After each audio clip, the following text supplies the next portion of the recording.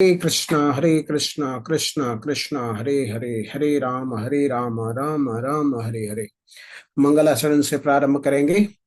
ओम अज्ञानतिमिरन्धस्य ज्ञानाञ्जनशलाकया चक्षुरुन्मीलितं येन तस्मै श्रीगुरुवे नमः। श्रीचैतन्यमनोभीष्टं स्थापितं येन भूतले स्वयं रूप कदा मह्यं ददाति स्वपदान्तिकं। वन्देऽहं श्रीगुरु श्रीयुतपदकमलं श्रीगुरून् वैष्णवांश श्रीरूपं साग्रजातं सगणरघुनाथान्वितं तं सजीवं साद्वैतं सावधूतं परिजनसहितं कृष्णचैतन्यदेवं श्रीराधा कृष्ण पादान सहगण ललिता श्री विशाखान्वितांश्च।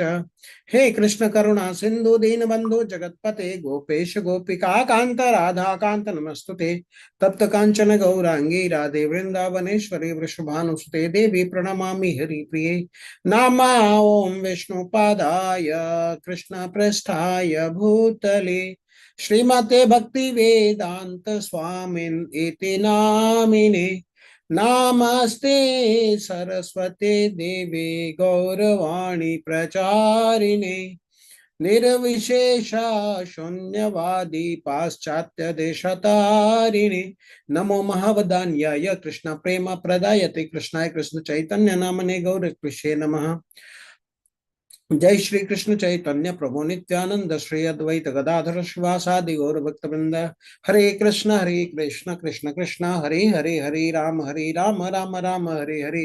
हरे कृष्ण कृष्ण हरे हरे राम राम हरे हरे।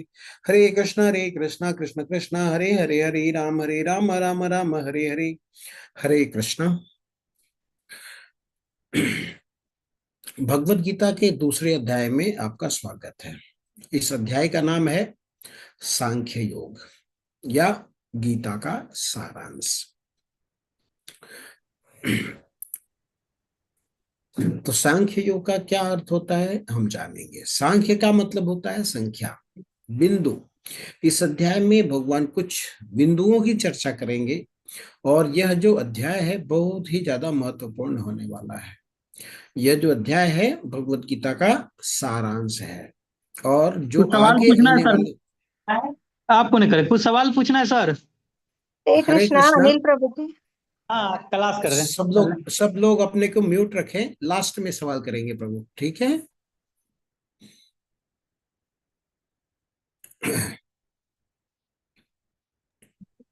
तो ये जो अध्याय है बहुत ज्यादा महत्वपूर्ण होने वाला है। ये जो अध्याय है इसका नाम क्या है? गीता का सारांश। और जो आने वाले अध्याय हैं अर्थात 3 से लेकर के 18 तक, वे उस अध्याय के विस्तार हैं। तो इसलिए इस अध्याय को समझना बहुत ही ज्यादा महत्वपूर्ण है। अग्नि पुराण में भगवत गीता के अलग अलग अध्याय की तुलना भगवान के शरीर से अलग अलग अंगों से की गई है। तो भगवत गीता के दूसरे अध्याय की तुलना पैर से की गई है। भगवान के शरीर से नहीं, हमारे शरीर से तुलना की गई है। तो दूसरा जो अध्याय है ये हमारे के समान है। जैसे अंग, सारे अंग होते हैं शरीर में, पैर भी होता है। तो पैर क्या होता है? पैर हमारा आधार होता है। तो कोई व्यक्ति वह कितना भी ज्यादा शक्तिशाली है, अगर उसका पैर कमजोर है तो वह एक जगह पर टिक नहीं पाएगा, वह खड़ा भी नहीं रह पाएगा। क्यों? क्योंकि पैर क्या है? वो हमारा आधार है। इसलिए जो भगवत गीता है ये पूरी की पूरी दूसरे अध्याय पर टिकी हुई है। इसलिए ये अध्याय भगवत गीता का आधार स्वरूप है और इसमें हम चर्चा करेंगे आत्मा के विषय में, जो कि अध्यात्म का आधार है, शुरुआत है। इसलिए अध्याय बहुत ज्यादा महत्वपूर्ण है, बहुत ध्यान से सुनने की आवश्यकता है। इसी के साथ हम आगे बढ़ते हैं। पिछले अध्याय में हमने देखा था सेना को हर कोई किस दृष्टिकोण से देख रहा है। अभी जो धृतराष्ट्र है वो क्या देख रहे हैं? वो मेरे और पांडु के पुत्रों के बीच में अलग अलग रूप में देख रहे हैं, अर्थात वो भेदभाव की दृष्टि से देखते हैं। दुर्योधन यहाँ पर किस रूप से देख रहा है? वो मोह की दृष्टि से देख रहा है। वह युद्ध हो और वह भोग करे, उसके दृष्टिकोण सिर्फ इतना ही है। और अर्जुन के जो दृष्टिकोण है वो क्या है? दया की दृष्टि के साथ वह सेना को देख रहा है। तो सभी की दृष्टि यहाँ पर अलग अलग है, लेकिन वास्तविक दृष्टि क्या होनी चाहिए वो हमें इस अध्याय में भगवान बताने वाले हैं। तो पिछले अध्याय में हमने देखा था अर्जुन युद्ध करने से मना कर देता है। अर्जुन बोलता है कि इनका भी नुकसान होगा और इनके परिवार का भी नुकसान होगा जो सामने है, तो समाज का भी नुकसान होगा, और यहाँ तक कि जो पास्ट में जो भी पूर्वज जो जिन्होंने शरीर छोड़ दिया है, जो पितर हैं, उनको भी नुकसान होगा। तो इसलिए मुझे युद्ध नहीं करना चाहिए। तो अर्जुन ने युद्ध न करने के लिए 5 कारण दिए थे। सबसे पहला कारण था दया। अर्जुन ने बोला कि हमें इन पर दया करनी चाहिए। इसके बाद अर्जुन ने कहा मुझे इसमें कोई आनंद दिखाई नहीं देता है। युद्ध करने में कोई भी कार्य कोई करता है तो किस लिए करता है, कुछ लाभ के लिए करता है। बोलता है मेरे कोई लाभ नजर नहीं आ रहा है जिसके लिए मैं युद्ध कर रहा हूँ। उसको अगर मैं मार दूंगा तो मुझे इससे क्या आनंद मिलेगा किसी को मारने से। फिर अर्जुन ने कहा कि मुझे पाप लगेगा, किसी को मारने का फल क्या होता है, पाप होता है, मुझे पाप लगेगा। फिर बोला कि मेरी परिवार की परंपराएं जो है वो सारी नष्ट हो जाएंगी। फिर अंत में अर्जुन असमंजस की स्थिति में आ जाता है और निर्णय नहीं ले पा रहा है कि वह क्या सही है क्या गलत है, वो क्या करना चाहिए। तो अभी दूसरा अध्याय आरंभ होता है। तो एक और चीज हमने देखा पहले अध्याय में, भगवान मात्र अर्जुन की सुनते हैं, पहले अध्याय में बोलते कुछ भी नहीं है। तो हमें अच्छा जवाब देने के लिए पहले हमें अच्छी तरह सुनने की आवश्यकता होती है। हमें अच्छा वक्ता बनने के लिए सर्वप्रथम हमें धैर्यवान श्रोता बनने की आवश्यकता होती है। कई बार हम क्या करते हैं कि अगला कुछ बोलता है उसके पहले ही हम बात करने लग जाते हैं, अच्छा अच्छा मैं समझ गया, आगे बताइए, या फिर हाँ मैं समझ गया, मैं आपको जवाब दे देता हूँ। तो कई बार ऐसा होता है कि अगला आपसे सॉल्यूशन नहीं मांगता है, वो आपसे केयरिंग चाहता है। ज्यादातर माताओं के साथ ऐसा होता है, पुरुष वर्ग को जब वो कुछ बताती है तो पुरुष वर्ग बोलता है ठीक है मैं समझ गया, मैं अब बता देता हूँ क्या होना है। चाहते हैं कि हमारी बात को सुनो तो सही, कम से कम जब सुनोगे तभी तो सही सोल्यूशन दे पाओगे। तो इसलिए भगवान ने एक शब्द अध्याय 1 में नहीं बोला है। भगवान ने सिर्फ और सिर्फ सुना है। ठीक है, तुम्हारे मन में जो जो बात है, जो जो बड़ा है, सब निकाल लो, इसके बाद मैं तुम्हें बताऊंगा। तो ये एक बहुत अच्छे श्रोता का क्वालिटी है, हमें भगवान से ये गुण सीखना चाहिए।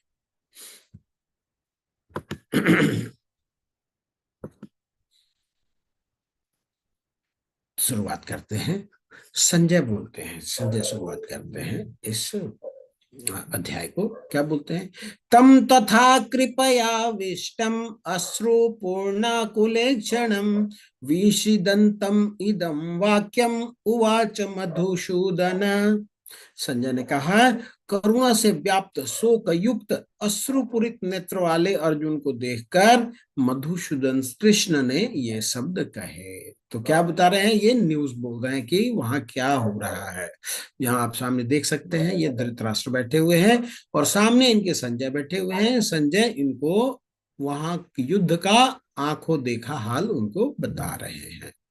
आप देख सकते हैं पीछे में जो सीन है, ये और संजय को दृष्टि गोचर हो रहा है, आंख बंद करके ये सारा सीन देख रहे हैं और नरेट कर रहे हैं किसको, धृतराष्ट्र को। तो क्या बोल रहे हैं कि करुणा से व्याप्त शोक युक्त अश्रुपूरित नेत्र वाले अर्जुन को देखकर, अर्जुन ने हम धनुष बाण छोड़ दिया था, उसके नेत्र अश्रुपूरित है, वो करुणा से व्याप्त है, शोक से युक्त है। ये सब देखते हुए मधुसूदन, भगवान का एक नाम मधुसूदन है, उन्होंने, कृष्ण ने ये शब्द कहे।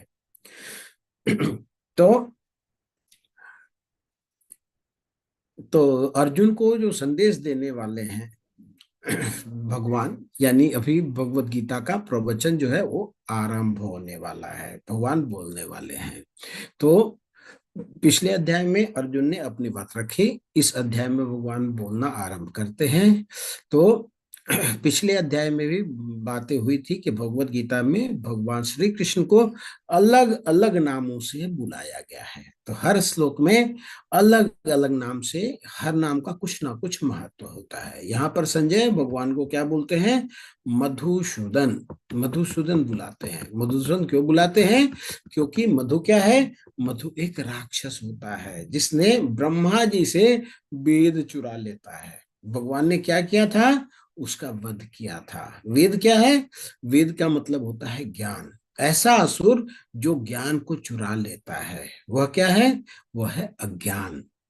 तो अज्ञान क्या करता है? ज्ञान को चुरा लेता है। तो अज्ञान के वध करने वाले कौन है? भगवान श्री कृष्ण, इसलिए उनका नाम है मधुसूदन। तो संजय जो है धृतराष्ट्र को संकेत दे रहे हैं कि अभी भगवान श्री कृष्ण कौन है? मधुसूदन, यानी अज्ञानता का विनाश करने वाले। तो अभी अर्जुन का असमंजस की स्थिति में है। क्यों? क्योंकि अर्जुन अज्ञानता में आ गया है। भगवान श्री कृष्ण उसकी अज्ञानता को दूर करने वाले हैं, इसलिए संजय भगवान को मधुसूदन कह के संबोधित कर रहा है। तो अभी भगवान बोलना आरंभ करते हैं। आगे हम देखते हैं। श्री भगवानुवाच कुतस्त्वाकस्मलमिदं विषमे समुपस्थितम् अनार्यं जुष्टम् अस्वर्ग्यम् अकीर्तिकरमर्जुन। परमपिता परमेश्वर ने कहा, मेरे प्यारे अर्जुन, ये अशुद्धियां तुम पर कैसे आई? वे ऐसे व्यक्ति के लिए बिल्कुल नहीं है जो जीवन के मूल्य को जानता है।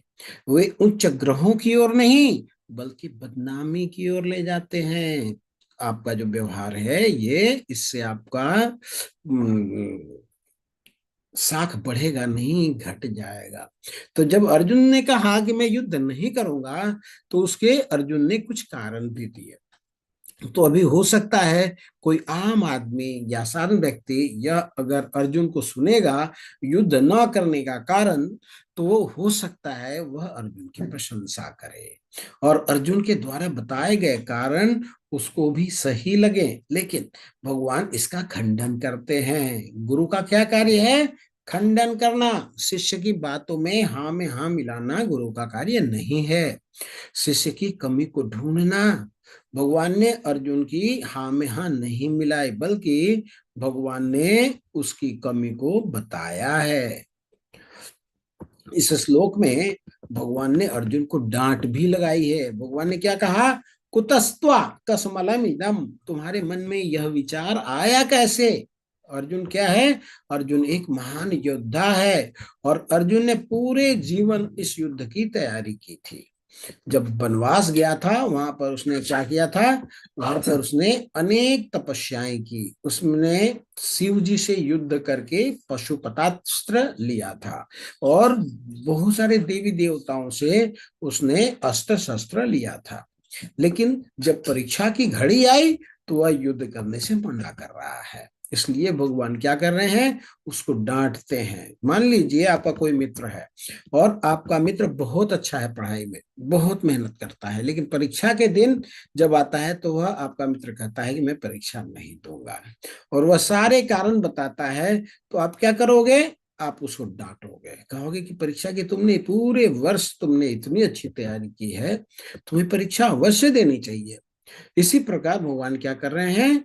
अर्जुन को डांटते हैं कि तुम इतने महान योद्धा हो, तुमने इतना इस परीक्षा की इतनी तैयारी की है और आज तुम इसको युद्ध करने से मना कर रहे हो, तो ये तुमको बिल्कुल भी शोभा नहीं देता।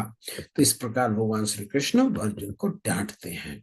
अब हम जो करने वाले हैं भगवत गीता का दूसरा अध्याय का 7वां श्लोक, जो बहुत ही ज्यादा महत्वपूर्ण है। क्यों? क्योंकि यहाँ पर भगवत गीता का अर्थ बिल्कुल से बदल जाने वाला है। हम देखते हैं क्या बोलते हैं अर्जुन। कार्पण्य दोषोपहृता स्वभाव प्रेक्षामि त्वां धर्म सम्मूढ़ चेता यत् श्रेयसात् निश्चितं ब्रूहि तन्मे शिष्यस्तेऽहं साधिमां त्वां प्रपन्नम्।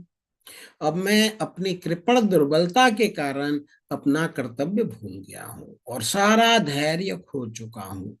ऐसी अवस्था में मैं आपसे पूछ रहा हूँ, जो मेरे लिए श्रेयस्कर हो उसे निश्चित रूप से बताएं। अब मैं आपका शिष्य हूँ और शरणागत हूँ, मुझे कृपया उपदेश दें। तो यहाँ पर इस श्लोक में अर्जुन भगवान का शरणागति ले चुका है गुरु के रूप में।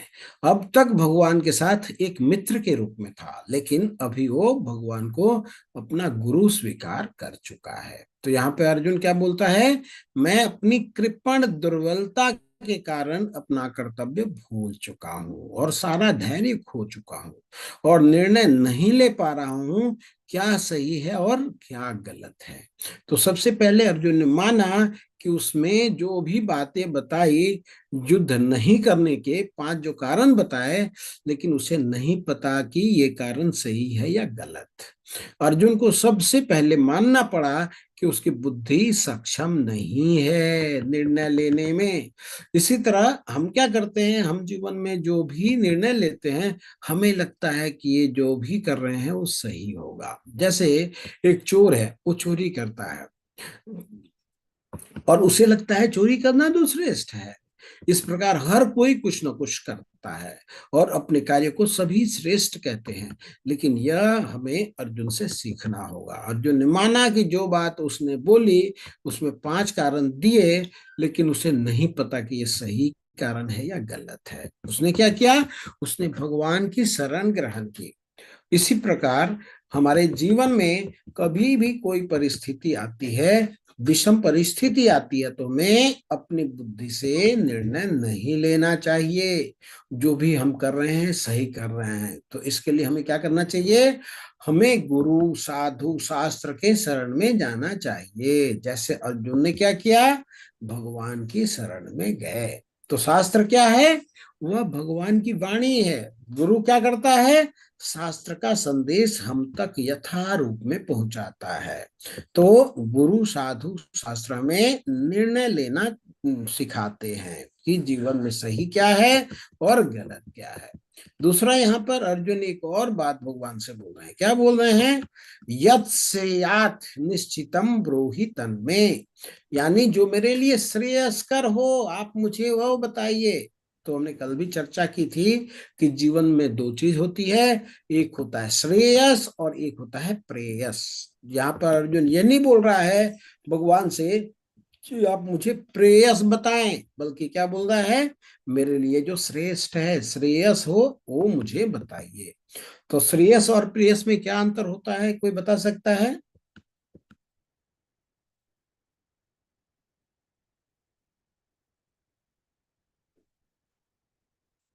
आप लोग हैंड रेस कर सकते हैं। जय श्री कल भी कृष्णा हमने प्रभु चर्चा जी। करी थी। हरे कृष्णा माता। जय श्री कृष्णा प्रभु जी। श्रेयस का अर्थ है कि जो मेरे लिए श्रेष्ठ है वो बताओ, और प्रेयस का मतलब है जो वही हमें अच्छा लगता है वो हम करना चाहते हैं। जी जी, बहुत सुंदर प्रेयस। माता, बहुत सुंदर। जो मुझे प्रिय है वो हाँ। आदमी चाहता है क्या करना, जो उसको प्रिय लगता है। ठीक है।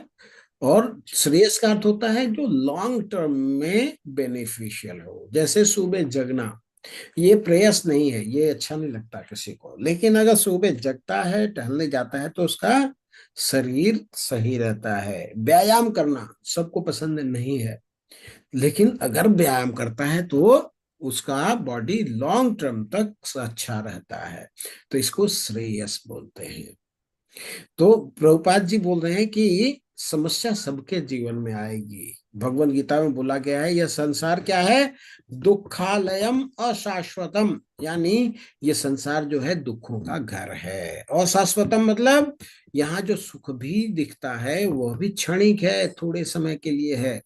जैसे हिमालय है, तो हिमालय में क्या मिलती है, बर्फ मिलती है। विद्यालय में क्या होती मिलती है, विद्या मिलती है। तो ये संसार क्या है, दुखालय। तो यहाँ पर क्या मिलेगा, दुख ही मिलेगा। तो प्रभुपाद जी बोल रहे हैं कि यहाँ पे दुख आएगा ही आएगा। आप कितना भी प्रयास करके देख लें, दुख आपके जीवन में आना ही आना है।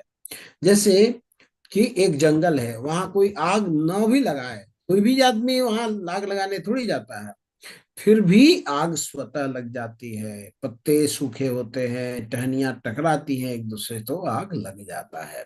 भले ही कोई न लगा, इस प्रकार हमारे जीवन में दुख आने ही आने हैं। भले ही आप अपने कमरे में अपने आप को एक कमरे में बंद कर लें, आप सोचेंगे मैं कहीं जाऊंगा नहीं, लेकिन दुख आपको ढूंढते ढूंढते आपके कमरे में स्वतः ही आ जाएगा। तो यह जो संसार है इस प्रकार से बनाया गया है कि इसमें दुख आना ही आना है। लेकिन उसे स्थिति में हमें क्या करना चाहिए?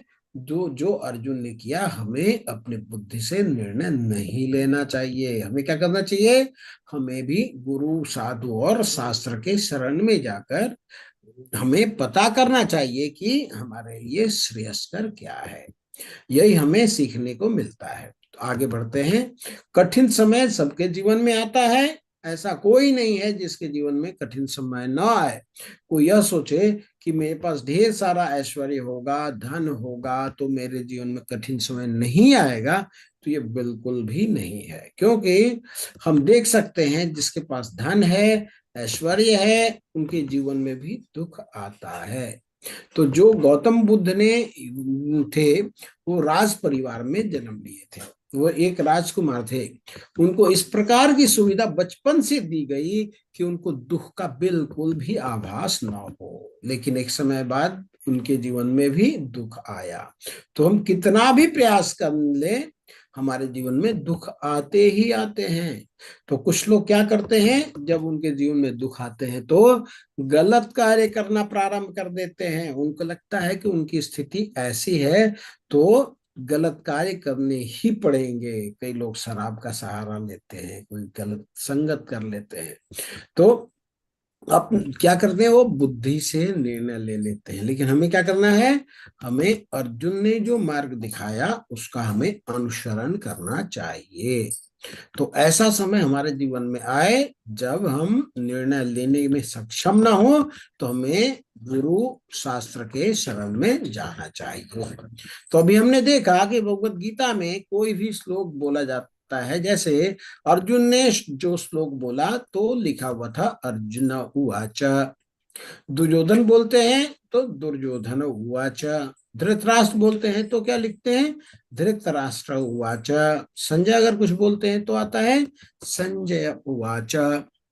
और जब भगवान श्री कृष्ण बोलते हैं तो क्या लिखा है वेद व्यास जी ने? श्री भगवान उवाच। यानी वेद व्यास जी हमें साफ साफ संदेश देते हैं कि जो श्री कृष्ण हैं वे साधारण व्यक्ति नहीं हैं, वे स्वयं भगवान हैं। तो व्यास देव जी ने भगवान श्री कृष्ण को यहाँ श्री भगवान वाच करके संबोधित करते हैं।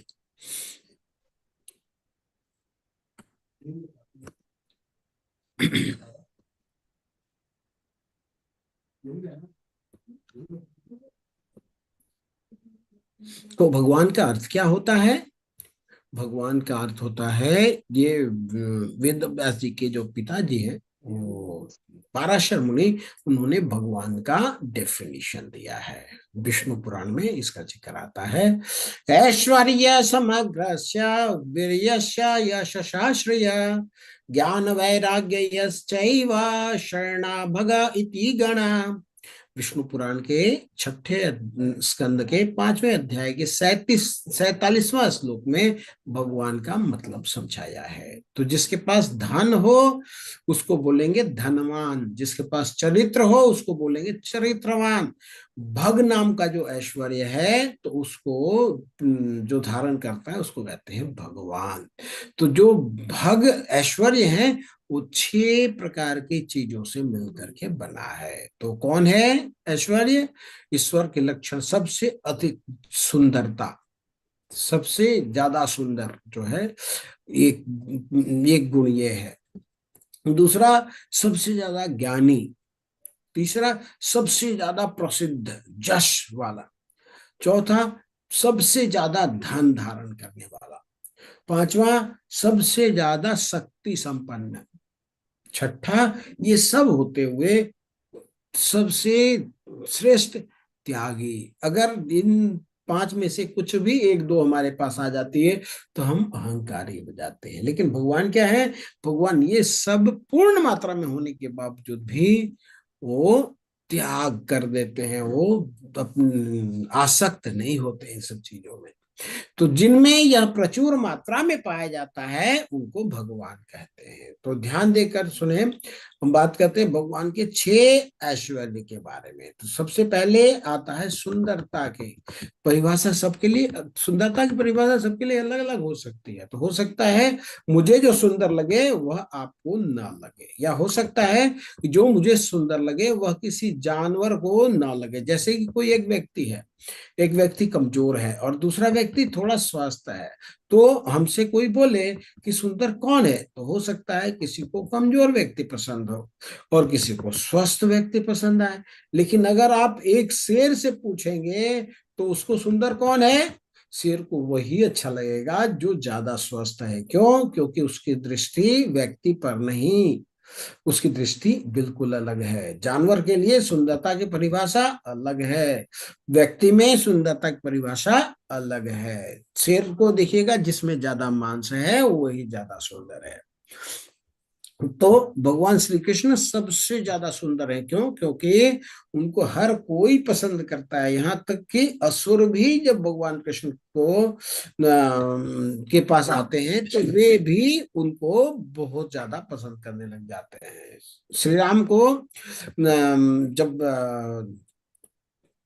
खर दूषण से जब युद्ध करने भगवान श्री राम गए, तो खर दूषण जब जानता है, पता लगता है कि ये हमारी बहन शूर्पणखा का कान नाक काटने वाला व्यक्ति है लक्ष्मण जी, और उनके भाई हैं श्री राम, तो उनको मारने के लिए चढ़ाई कर देता है। लेकिन देख करके उनको इतना प्रभावित होता है और सोचने लग जाता है, मैं इतने सुंदर व्यक्ति को क्यों मारूं, मैं मारना नहीं चाहता। तो आकर्षति इति कृष्ण, कृष्ण जिसको बोलते हैं जो सबको आकर्षित करे। तो न मात्र मनुष्यों को बल्कि जानवर, पेड़ पौधे, बादल, यहाँ तक असुर को भी आकर्षित कर लेते हैं। कृष्ण सबसे ज्यादा सुंदर है। दूसरा गुण है ज्ञान। तो ज्ञान तो हम देख रहे हैं, भगवत गीता भगवान ने बोली है अपने मुख से, आज भी उसका हम अध्ययन कर रहे हैं। भगवत गीता में इतनी ज्यादा टिप्पणियां लिखी गई हैं, इतनी ज्यादा टीकाएं लिखी गई हैं, भगवान सबसे ज्यादा ज्ञानवान है। उसके बाद आता है प्रसिद्धि। हम कैसे बोल सकते हैं कि भगवान सबसे ज्यादा प्रसिद्ध है? मान लो आपने चोरी की तो क्या होता है, तो आपकी बदनामी हो जाती है, बहुत ज्यादा बदनामी हो जाती है। मान लो आपने चोरी नहीं भी की, लेकिन अगर आपके घर में पुलिस आ गई तो आपकी बहुत ज्यादा बदनामी हो जाती है, अड़ोसी पड़ोसी देख करके आपके ऊपर शक की निगाह रखते हैं। लेकिन भगवान ने माखन चुराया, फिर भी उनका एक और नाम पड़ गया, क्या? माखन चोर। और उस नाम से भी उनकी पूजा होने लग गई। तो आप समझ सकते हैं कि भगवान कितने ज्यादा यश वाले हैं, फेमस हैं। चोरी करने के बाद भी उनकी प्रसिद्धि और ज्यादा बढ़ जाती है। एक बार जब काल्यवन भगवान का पीछा कर रहा था तो भगवान युद्ध छोड़ करके भाग गए, तो भगवान की बदनामी नहीं हुई, भगवान का एक और नाम पड़ गया, रण छोड़ राय। तो इस तरह से बोल सकते हैं भगवान सबसे ज्यादा प्रसिद्ध है। फिर बात आती है धन की। तो हमारे पास क्या है? हमारे पास जमीन का एक छोटा सा टुकड़ा है और हम समझते हैं कि यह हमारा है, लेकिन जैसे ही हमारी मृत्यु होती है वह किसी और की हो जाती है। इस तरह हम देखते हैं कि हमारा तो कुछ चीज है ही नहीं, सब कुछ किसका है? तो भगवान का ही है, सब कुछ भगवान का है। ईशावास्यम इदम सर्वम यत्किंच जगत्याम जगत, जो कुछ भी इस दुनिया में है वह सब किसका है? ईश्वर का है, भगवान का है। तो जितना भी ब्रह्मांड है सब भगवान के हैं। लक्ष्मी है जो धन की स्वयं देवी है, वे भगवान की चरण सेवा करती रहती हैं। इससे हमें पता चलता है कि सबसे ज्यादा धनी कौन है? वह भगवान स्वयं है। अब बात आती है शक्ति की। तो सबसे ज्यादा शक्तिशाली कौन है? तो हम जानते हैं कि जब भगवान ने गोवर्धन लीला की थी तो वे गोवर्धन पर्वत को अपनी सबसे छोटी उंगली पे के नोक पे, अग्रभाग पर 7 दिन और 7 रात उठा करके रखा था। जैसे आप लोग मशरूम उठाते हैं तो अपने हाथों में, और आप लोग मशरूम उठा करके एक दिन भी खड़ा नहीं रह सकते, लेकिन भगवान कितना दे रहे हैं, पूरे 7 दिन तक। तो इससे हम समझ सकते हैं कि भगवान सबसे ज्यादा शक्तिशाली हैं। भगवान कुछ लौकिक लीलाएं करते हैं, कुछ अलौकिक लीलाएं करते हैं। तो कुछ लोग क्या कहते हैं, मोहित हो जाते हैं, वे सोचते हैं कि भगवान ऐसा कैसे कर सकते हैं, भगवान ग्वाल बालों के साथ में खेल रहे हैं और उनके जूठे खा रहे हैं, और भगवान की जो लीलाएं होती हैं वो कुछ तो लौकिक होती हैं, जैसे संसारी लीलाएं होती हैं, और भगवान की कुछ जो है वो अलौकिक लीला होती है। तो अलौकिक जैसे कोई नहीं कर सकता, जैसे गोवर्धन पर्वत को उठाना, अपने आप को कई रूपों में विस्तृत कर देना, यह भगवान की अलौकिक लीलाएं हैं। भगवान ने कालिया सर्प के फन के ऊपर डांस किया और हजारों हजार फन के ऊपर डांस किया। ये क्या है, भगवान की अलौकिक लीला है। इससे पता चलता है कि वे स्वयं भगवान है। इसके बाद आता है त्याग। इतने गुण होने के बाद भी मान लो किसी व्यक्ति में इतना गुण आ जाए, लेकिन उसके अंदर त्याग नहीं आएगा, उसके अंदर अहंकार आ जाएगा, अभिमान आ जाएगा, घमंड आ जाएगा। लेकिन भगवान ने इतने गुण होने के बावजूद भी भगवान के अंदर एक और गुण है, वह क्या है, त्याग। भगवान सारथी बन जाते हैं अर्जुन के। इससे बड़ा त्याग और क्या होगा। राम जी का राज्याभिषेक होने वाला था, सारे प्रजा में सूचना दे दी गई थी, अगले दिन उनको वनवास हो जाता है। जैसे ही उनको पता चलता है, उनके पिता ने उनको एक वचन दिया था जिसके कारण उनका वनवास दिया गया है, जैसे ही उन्होंने सुना अपना सारा राज्य त्याग दिया। तो इतना ज्यादा त्याग किसके अंदर हो सकता है, भगवान के अंदर ही हो सकता है। इसलिए भगवान के अंदर ये सारे गुण हैं। अगर किसी इंसान के अंदर यह सब गुण आ जाएं तो क्या वह भगवान बन सकता है। आप लोग बता सकते हैं हैंड रेस करके, या फिर चैट में भी लिख सकते हैं। मान लो किसी आदमी के अंदर ये सारे गुण आ जाए तो क्या वह भगवान बन जाएगा। आप लोग हैंड रेस कर सकते हैं या फिर नहीं। चैट में भी लिख सकते हैं। नहीं हाँ, बनेगा। नहीं बनेगा। क्यों नहीं बनेगा माता जी। नहीं बनेगा, क्योंकि भगवान के जैसे तो मतलब आदमी में कोई ना कोई अवगुण अवश्य होता है। आदमी अगर सर्वगुण संपन्न हो जाए तो वो भगवान ही बन जाएगा। तो हाँ, तो इसका मतलब है कि मनुष्य कभी भगवान भगवान बन नहीं बन जाएगा ना। अगर सब गुण संपन्न हो जाएगा तो भगवान बन अगर जाएगा, ये सर्वगुण संपन्न, हो हाँ तो हो जाएगा ही नहीं तो सकता ना भगवान। सर्वगुण संपन्न।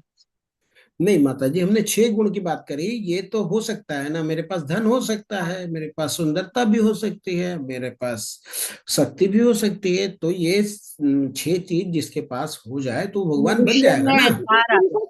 अहंकार आ जाता है मनुष्य में, अगर कुछ उसको सब कुछ मिल जाए ना ओके। तो ओके, अहंकारी हो जाता है। प्रभु जी, ठीक है। हाँ, उनको बोलिए। किससे बन सकता है? क्या बन सकता है, किससे? नहीं समझ में आया, क्या बोलिए फिर से। शिष्य बन सकता है, शिष्य। हाँ, शिष्य बन सकता है, भगवान नहीं बन सकता ना। क्या होता है कि मान लीजिए हमारे पास बहुत सारा धन आ गया, ठीक है, हमारे बहुत सुंदरता आ गई, लेकिन हमारी सुंदरता कितना देर टिकने वाली है। कोई बहुत खूबसूरत व्यक्ति को देखेंगे, 10 साल बाद उसी व्यक्ति को देखेंगे तो उसको झुर्रियां पड़ जाएंगी, उसकी सुंदरता खत्म हो जाएगी। लेकिन भगवान की सुंदरता 10 साल, 20 साल, 50 साल में नहीं खत्म होती। तो भगवान जो सुंदर हैं वो सबसे ज्यादा सुंदर हैं और अनंत काल के लिए सुंदर हैं, एक समय के लिए नहीं है। तो अगर हमारे पास धन भी होगा, थोड़े देर बाद वो धन हमारा चला जाएगा। तो आप लोग देखते हैं जो वेल्दिएस्ट पर्सन की लिस्ट आती है, तो हर किसी साल देखेंगे कि एलन मस्क जो है दुनिया का सबसे रिच आदमी है, कभी बिल गेट्स आ जाते हैं, कभी वारन बफेट आ जाते हैं, तो बदलते रहता है।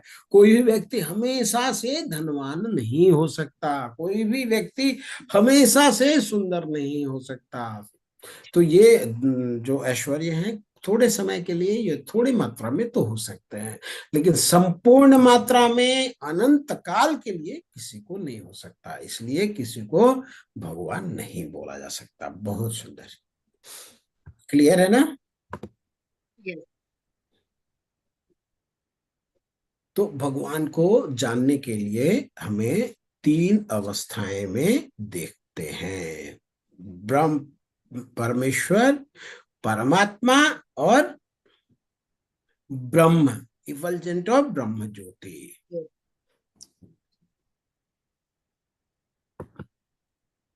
तो कृष्ण कौन है? देखिए, ये आपको क्या दिखाई दे रहा है? पहला जो परमेश्वर। स्तर है, पहला जो स्तर है उसका ब्रह्म का स्तर बोलते हैं, इसके बाद परमात्मा, इसके बाद भगवान।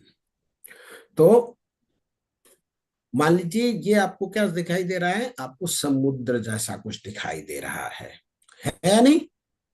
कोई समुद्र है, बहुत लंबा चौड़ा समुद्र है ना, दिखाई दे रहा? जब हम थोड़ा सा और नजदीक जाते हैं तो हमें दिखाई देता है कि अच्छा, समुद्र तो है लेकिन थोड़ा सा यहाँ पे जमीन भी है। थोड़ा सा नजदीक जाएंगे तो हमें दिखाई देगा कि यहाँ पे टापू है, और थोड़ा सा और जाएंगे तो दिखाई देगा कि टापू में एक पेड़ भी है, और थोड़ा उसके और नजदीक जाएंगे तो हमें क्या दिखाई देगा कि ये पेड़ जो है एकदम हरा हरा है। फिर और नजदीक जाएंगे तो दिखाई दे रहा है कि एक पेड़ के ऊपर में तोता है जो कि फल को कुतर कुतर करके खा रहा है। तो जो ज्ञानी होते हैं भगवान को एक प्रकाश के रूप में देखते हैं। तो मान लीजिए कोई गाड़ी आता, सबसे पहले उसमें क्या आपको दिखाई देता है? उसका लाइट दिखाई देता है। जब थोड़ा सा नजदीक आता है तो पता चलता है कि यह तो बाइक है, और जब और नजदीक आता है तब पता चलता है कि इसमें कोई सवार भी है, तो इसमें दो व्यक्ति सवार हैं। इस प्रकार भगवान को समझने के लिए अलग अलग स्तर हैं।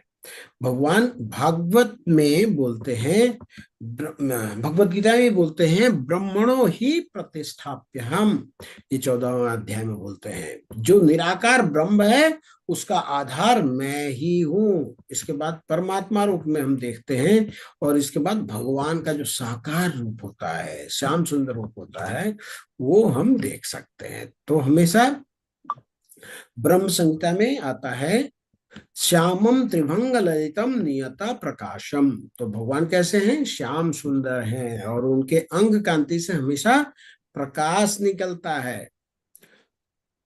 तो 11वें अध्याय में हम विराट रूप में देखेंगे तो भगवान बताते हैं कि पश्यामि त्वाम दुर्निरीक्ष्य समन्तात। भगवान प्रकाश के रूप में दिखाई देते हैं। यहाँ पे आपको क्या दिखाई दे रहा है? प्रकाश और प्रकाश के रूप में। तो भगवान का जो पहली जो अनुभूति है वो है प्रकाश रूप में। थोड़ा सा और आप नजदीक जाएंगे तो भगवान का अनुभूति हमें परमात्मा रूप में है कि ये चार भुजा वाले हैं और हमारे हृदय में बैठते हैं। इसके लिए हमें ध्यान योग का सहारा लेना पड़ेगा। हमें मन को, बुद्धि को एकाग्र करके बहुत देर तक अभ्यास करेंगे तो हृदय में हम परमात्मा का दर्शन कर सकते हैं। तो परमात्मा कैसे हैं? हमारे जैसे हैं, लेकिन उनके चार हाथ हैं और चारों हाथों में कुछ आयुध है, ये हमें दिखाई देगा। और जब नजदीक से आके देखेंगे तो देखेंगे भगवान तो श्याम सुंदर हैं, बहुत प्रेम करते हैं। अपने सामने में जितने तोते हैं, जितने जीव हैं, जितने मनुष्य हैं, उनके साथ बहुत प्रेम करते हैं। ये भगवान का भगवान स्वरूप है। तो पहला स्वरूप एक स्वरूप है जिसमें सिर्फ और सिर्फ प्रकाश दिखता है, जो भगवान के शरीर का तेज है। दूसरे में भगवान का फीचर दिखता है कि कैसे दिखते हैं। लेकिन और नजदीक जाके देखते हैं तो हमें भगवान साक्षात दिखाई देते हैं कि भगवान तो इतने सुंदर हैं, इतना आदान प्रदान करते हैं, इतने प्रेम करने वाले हैं। तो ये तीन अवस्था है भगवान को समझने के लिए। ठीक है। जैसे सूरज का उदाहरण लेते हैं। सूरज को अगर हम कमरे में देखते हैं तो लगता है कि सूरज क्या है, लाइट जैसा है जिससे अंधेरा दूर हो गया। जब बाहर निकल करके रोड पे देखते हैं तो सूरज हमें एक थाली के जैसा गोल सा कुछ दिखाई देता है ना। तो लेकिन अगर और ऊपर जाकर के देखें, अगर मान लीजिए सूरज नारायण पर पहुंचे तो देखेंगे कि वहां पे कोई कंट्रोलर है, कोई व्यक्ति है जिसके साथ हम आदान प्रदान कर सकते हैं। तो सूरज को प्रकाश के रूप में देख सकते हैं, एक थाली जैसे गोले के रूप में देख सकते हैं, और सूरज ग्रह पर जाकर के सूर्य नारायण का भी साक्षात्कार कर सकते हैं। तो ऐसे ही भगवान को, परम सत्य को देखने के तीन नजरिए हैं, ब्रह्म रूप में, परमात्मा रूप में, और भगवान के रूप में। ये भगवान का डेफिनेशन हुआ। अब हम जाते हैं कि अर्जुन ने जो कारण बताए थे युद्ध नहीं करने के, उसके बारे में भगवान क्या बोलते हैं। पहला क्या कारण बताया था युद्ध न करने का, किसी को याद है? दया। दया। दया। बहुत सुंदर। भगवान अर्जुन को दया आ रही थी। भगवान क्या बोलते हैं कि दया तो करना है, लेकिन किसके ऊपर करना है? शरीर के ऊपर करना है या आत्मा के ऊपर करना है? भगवान अब आत्मा का ज्ञान दे रहे हैं। क्या भगवान बोलते हैं? देहिनो अस्मिन् यथा देहे कौमारम यौवनम जरा तथा देहांतर प्राप्ति धीरस्तत्र न मुह्यति। जिस प्रकार शरीरधारी आत्मा इस वर्तमान शरीर में बाल्यावस्था से तरुणावस्था में फिर वृद्धावस्था में निरंतर अग्रसर होता रहता है, उसी प्रकार मृत्यु होने पर आत्मा दूसरे शरीर में चला जाता है। धीर व्यक्ति ऐसे परिवर्तन से मोह को प्राप्त नहीं होता है। क्या बोल रहे हैं कि जैसे शरीरधारी आत्मा अर्थात हम, पहले हम छोटे से थे, बालक रूप में थे, 2 किलो के थे जब जन्म लिए थे। इसके बाद में हम स्कूल जाने लग गए, तरुण अवस्था में आए हो गए, तो हम 2 किलो से हम 20 किलो 30 किलो के वजन के हो गए। तो हमारा शरीर बढ़ गया कि नहीं? नहीं बढ़ गया। इसके बाद फिर हम वृद्धावस्था में आ जाते हैं। लेकिन आत्मा तो वही है, उसको तो याद है कि बचपन में मैंने क्या क्या घटना मेरे साथ हुई थी। शरीर तो छोटा था, शरीर तो बड़ा हो गया, लेकिन आत्मा तो वही है।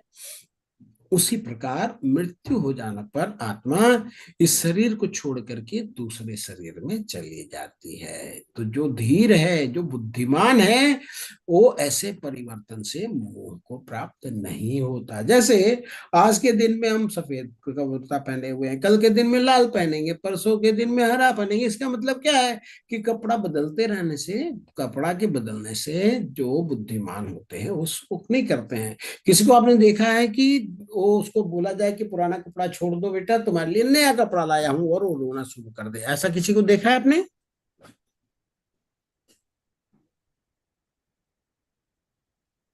हरे कृष्णा, मेरी आवाज आ रही है? जी जी प्रभु जी, हरे कृष्ण। हाँ, तो कोई ऐसा तो नहीं होता है कि नया कपड़ा मिल रहा है और पुराना कपड़ा में वो मोह करके रहेगा, नहीं नहीं नहीं मैं पुराना कपड़ा नहीं छोड़ूंगा। किसी को जो समझदार होता है कि ये कपड़ा इतने देर के लिए था, ये कपड़ा था, एक दिन पहनने के बाद गंदा हो जाता है, इसको धोना होता है, तो तुरंत फटाक खोल देगा ना। तो भगवान बोल रहे हैं कि तुम समझो, तुम क्या हो? शरीर नहीं हो। अगर शरीर होते तो तुम 2 किलो के ही रहते। तुम बढ़ते जा रहे हो, शरीर का साइज तो बढ़ रहा है, वो शरीर नहीं रह गया, शरीर तो बदल रहा है, तुम समझ नहीं रहे हो। ठीक है। जैसे देखिए यहाँ पे दिखाई दे रहा है कि एक बालक का जन्म हुआ, जन्म के बाद थोड़ा सा बड़ा हुआ, बड़ा होते होते होते प्रौढ़ हो गया, प्रौढ़ होकर के फिर पूरा युवक बन गया, विवाह शादी की। इसके बाद वो धीरे धीरे धीरे धीरे बूढ़ा होता गया, बूढ़ा होने के बाद फिर से मर गया, मरने के बाद फिर से जन्म लिया, और जन्म लेने के बाद ये साइकिल जो है चलती रहती है। जैसे बच्चा से हम बड़े बड़े होकर के बूढ़े हो जाते हैं, और तो यहाँ तक तो हमें कोई कठिनाई नहीं नजर आती है। लेकिन जैसे ही यहाँ से हमें ट्रांजिशन होता है तो हमें कठिनाई होने लग जाती है। क्यों होने लग जाती है? क्योंकि यहाँ से यहाँ जब हुए तो हमारे माता पिता भी वही थे, घर द्वार भी वही था, पत्नी भी वही थी। यहाँ में आने के बाद सब कुछ बदल जाता है, तो हम सोचते हैं कि अभी तक तो ठीक था, अब यहाँ खराब है। भगवान कह रहे हैं नहीं, तुम तो आत्मा हो, तुम्हारा तो यही साइकिल चलता ही रहेगा, अनवरत चलता रहेगा।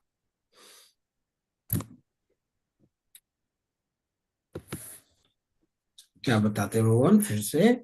वासांसि जीर्णानि यथा विहाय नवानि गृह्णाति नरो पराणि तथा शरीराणि विहाय जीर्णान्यानि संयाति नवानि देहि।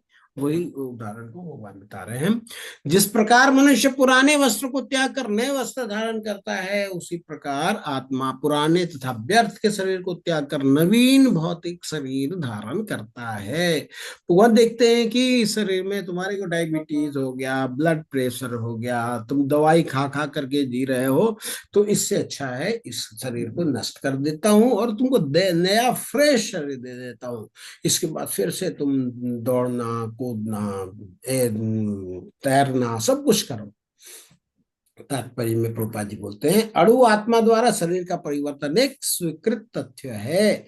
आधुनिक विज्ञानी जन तक जो आत्मा के अस्तित्व पर भरोसा विश्वास नहीं करते, पर साथ ही हृदय से शक्ति साधन की व्याख्या भी नहीं कर पाते, इन परिवर्तनों को स्वीकार करने को बाध्य हैं, जो बाल्यकाल से कौमारावस्था और फिर तरुणावस्था तब वृद्धावस्था में होते रहते हैं।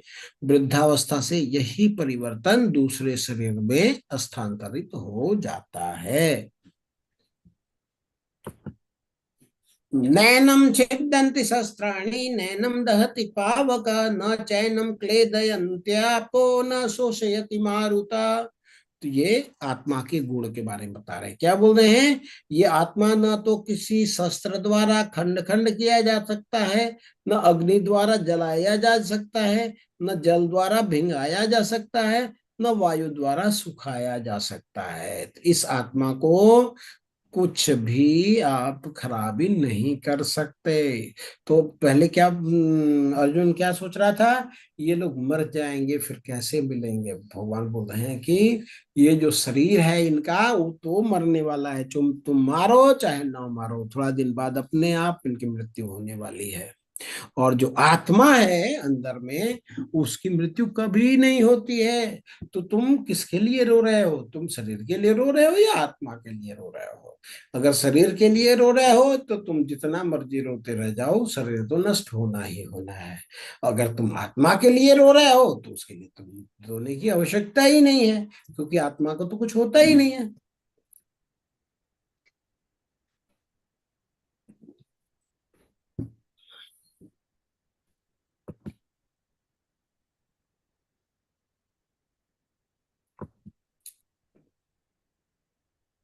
इसके बाद क्या दूसरा कारण क्या बताया था? किसी को याद है? युद्ध न करने का दूसरा कारण क्या था? युद्ध करने से क्या मिलेगा? हाँ, क्या लाभ होएगा? इससे कुछ लाभ तो नजर नहीं आ रहा है। बिना लाभ के मैं काम क्यों करूं? तो भगवान बोलते हैं, अवांच बाधांश बहुन दिश्यन्ति तवाहित निंदन्त स्व समर्थो ततो दुख तरम नु किम। भगवान बोलते हैं, तुम्हारे शत्रु अनेक प्रकार के कटु शब्द से तुम्हारा वर्णन करेंगे और तुम्हारी सामर्थ्य का उपहास करेंगे। तुम्हारे लिए इससे दुखदाई और क्या होगा? तू लाभ के बारे में सोच रहा है? अगर तू युद्ध नहीं करेगा तो तुम्हारी बदनामी होगी, तुमको जीने नहीं देंगे लोग। पहले दुख से तो बच लो, लाभ तो बाद में देख लेना। भगवान बोलते हैं कि कोई नहीं बोलेगा कि तुम्हारे अंदर में करुणा आ गई, तुम्हारे ऊपर दया आ गई। सब लोग बोलेंगे कि गांडीवधारी खाली मुंह से बोलता था, गांडीव है, गांडीव के बस की नहीं थी इतने लोगों से युद्ध करना। इसलिए अर्जुन क्या था? डरपोक था, डर के मारे भाग गया। तो वो सुन पाओगे तुम? वो तुम सुन नहीं पाओगे। इसलिए तुम्हारे लिए युद्ध करना श्रेयस्कर है। क्या लाभ है इससे? क्योंकि तुम बदनामी से बच जाओगे भैया। ये तुमको लाभ है। तुम पूछ रहे थे ना कि मेरे को क्या लाभ मिलने वाला है, तुमको ये लाभ मिलने वाला है कि तुम बदनामी से बच जाओगे।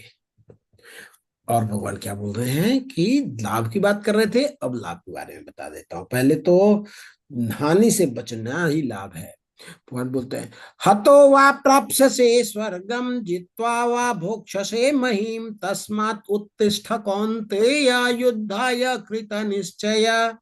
हे कुंती पुत्र, तुम यदि युद्ध में मारे जाओगे तो स्वर्ग प्राप्त करोगे, या यदि तुम जीत जाओगे तो पृथ्वी के साम्राज्य का भोग करोगे। अतः दृढ़ संकल्प करके खड़े हो और युद्ध करो। भगवान इसको उठा रहे हैं, बोल रहे हैं।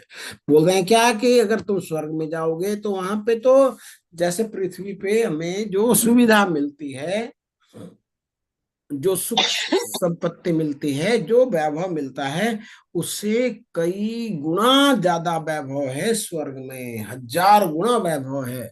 यहाँ पे पृथ्वी में मान लीजिए आपको पराठे बहुत अच्छे लग गए, आप 2 पराठे खाते हैं, 3 खा लिए तो आपका पेट खराब हो जाएगा, पेट में पूरा असमंजस, मतलब अनपच सा होने लग जाएगा। फिर आप दवाई ढूंढेंगे, अरे मैं लेट नहीं पा रहा हूँ, क्यों, मैंने 2 पराठे ज्यादा खा लिए। लेकिन स्वर्ग में क्या होता है, आप 200 पराठे भी खा लेंगे तो भी आपको पेट दर्द नहीं करेगा। इसका मतलब क्या है, 100 गुना ज्यादा खुश सुख आप भोग सकते हैं। 1000 गुना बोलते हैं लोग कि 1000 गुना ज्यादा सुख है स्वर्ग में। वो कैसे मिलेगा, अगर तुम युद्ध में मारे जाओगे, अगर मान लो युद्ध में क्या होगा, चाहे तो तुम सबको मार दोगे, चाहे तो तुम मारे जाओगे, यही होगा। अगर तुम मारे जाओगे तो तुमको स्वर्ग मिल जाएगा, यहाँ पे जो भोग है ना उसका 1000 गुना ज्यादा भोग करोगे, ये लाभ होगा। और यदि तुम जीत जाओगे, मान लो मरे नहीं, जीवित रह गए, तो क्या होगा, तो तुमको पूरी पृथ्वी का साम्राज्य होगा। ये पूरी जो पूरी पृथ्वी है उसके मालिक तुम रहोगे, सब समूची पृथ्वी के सम्राट रहोगे, तो तुम भोग ही भोग कर पाओगे। तो ये तुमको लाभ ही लाभ देगा। चाहे तुम मर जाओगे तो स्वर्ग में जाकर के आनंद मनाओगे, जो जीत जाओगे तो पृथ्वी का राजा बन करके आनंद मनाओगे। तो युद्ध करने से क्या है, आनंद ही आनंद है, जीतने में भी आनंद है, मरने में भी आनंद है। और युद्ध नहीं करने से क्या है, फिर तो तुमको ऐसे ही खुदकुशी करके मरना पड़ेगा। क्यों, क्योंकि तुम इतनी उलाहना, इतनी जो कटु शब्द बोलेंगे तुमको, तो तुम सुन नहीं पाओगे। तो क्या करना चाहिए, युद्ध करना चाहिए। क्या बोलते हैं, हे कुंती पुत्र, तुम यदि युद्ध में मारे जाओगे तो स्वर्ग प्राप्त करोगे, या यदि तुम जीत जाओगे तो पृथ्वी के साम्राज्य का भोग करोगे। अतः दृढ़ संकल्प करके खड़े हो और युद्ध करो।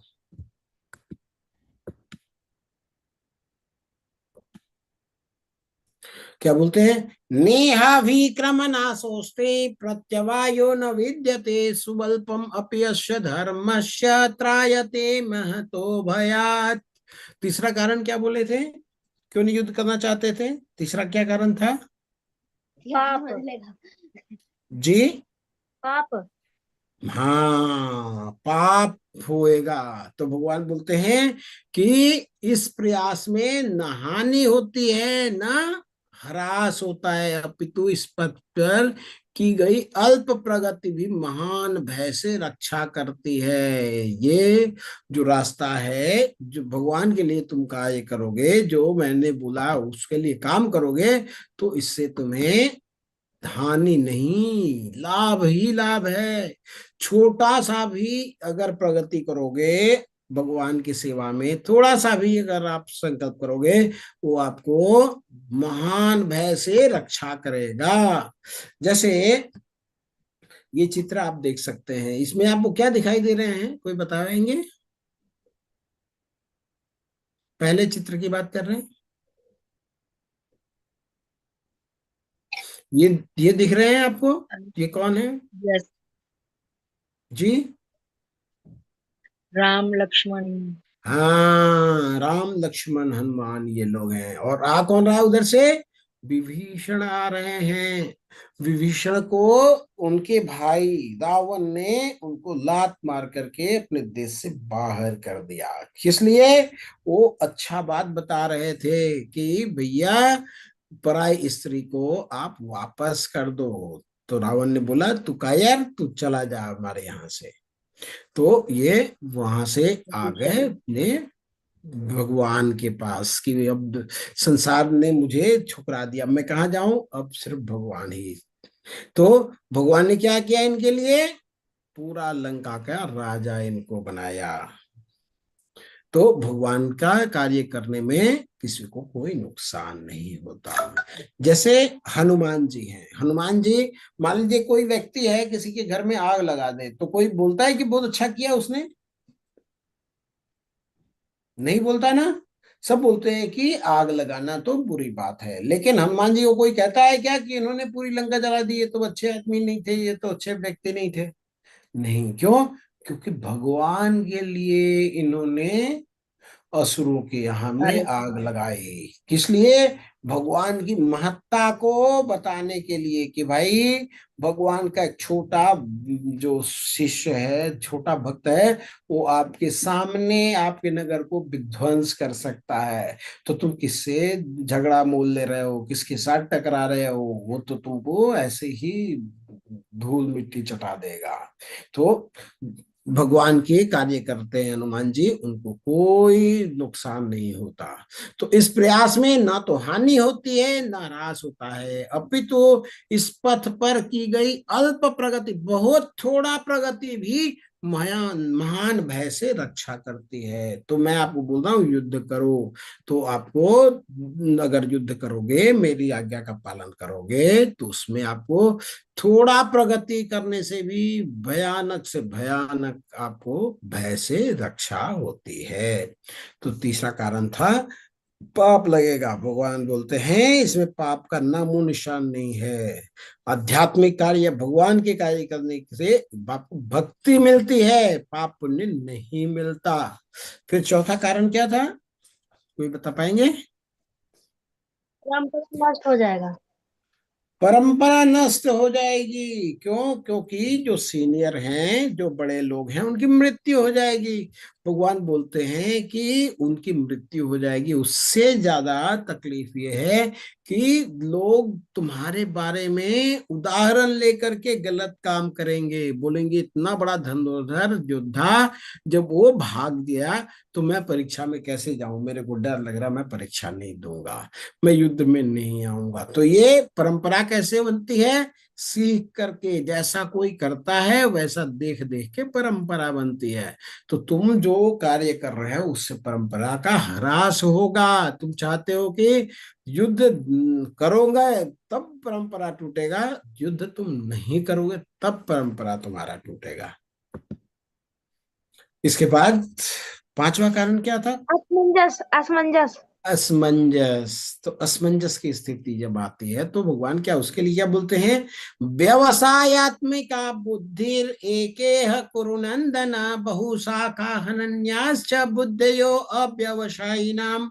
जो इस मार्ग पर चलते हैं वे प्रयोजन में दृढ़ रहते हैं और उनका लक्ष्य भी एक होता है। कुरुनंदन, जो दृढ़ प्रतिज्ञ नहीं है उनकी बुद्धि अनेक शाखाओं में विभक्त रहती है। जो आप जान गए कि मेरे को कल एग्जाम है, आज पढ़ाई करना है, फिर कंफ्यूजन आएगी क्या, मैं क्या करूं, सिनेमा देख लूं क्या, मैं फुटबॉल खेल लूं क्या, ऐसा मन में द्वंद आएगा क्या?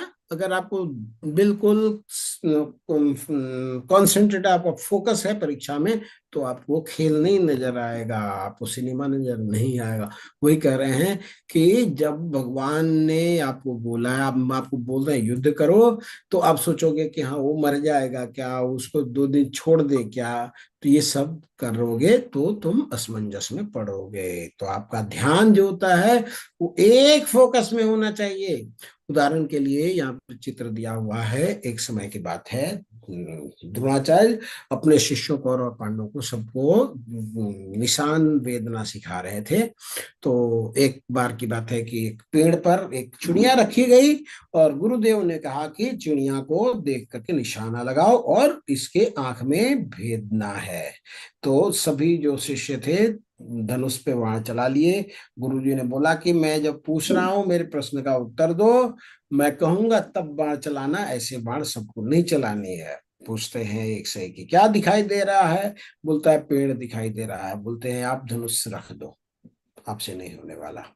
फिर दूसरे से पूछे, बोले कि तुमको क्या दिखाई दे रहा है? पेड़ भी दिखाई दे रहा है, उसमें तोता भी दिखाई दे रहा है, सब कुछ दिखाई दे रहा है। बोलते तुम्हारे से नहीं होगा, रख दो। फिर भीम की बारी आई, भीम से पूछते हैं कि तुमको क्या दिखाई दे रहा है? बोले गुरुदेव मेरी आंखें तो और ज्यादा तीक्ष्ण हैं, मेरी आंखें और ज्यादा अच्छी हैं, क्योंकि मुझे पूरा पूरा पूरा पेड़ नजर आ रहा है, उस पे तना नजर आ रहा है, उस पे तोता भी नजर आ रहा है, और मुझे उसमें फल भी नजर आ रहे हैं, मीठे मीठे फल भी नजर आ रहे हैं, सब कुछ नजर आ रहा है। गुरुदेव बोलते हैं तुम भी रख दो, तुम भी मत बाण चलाओ। जब अर्जुन की बारी आती है तो पूछते हैं अर्जुन क्या दिखाई दे रहा है? अर्जुन बोलते हैं कि गुरु महाराज सिर्फ मुझे चिड़िया का आंख दिखाई दे रहा है, तुमको पेड़ नहीं दिखाई दे रहा है? बिल्कुल नहीं दिखाई दे रहा है। चिड़िया नहीं नजर आ रही है?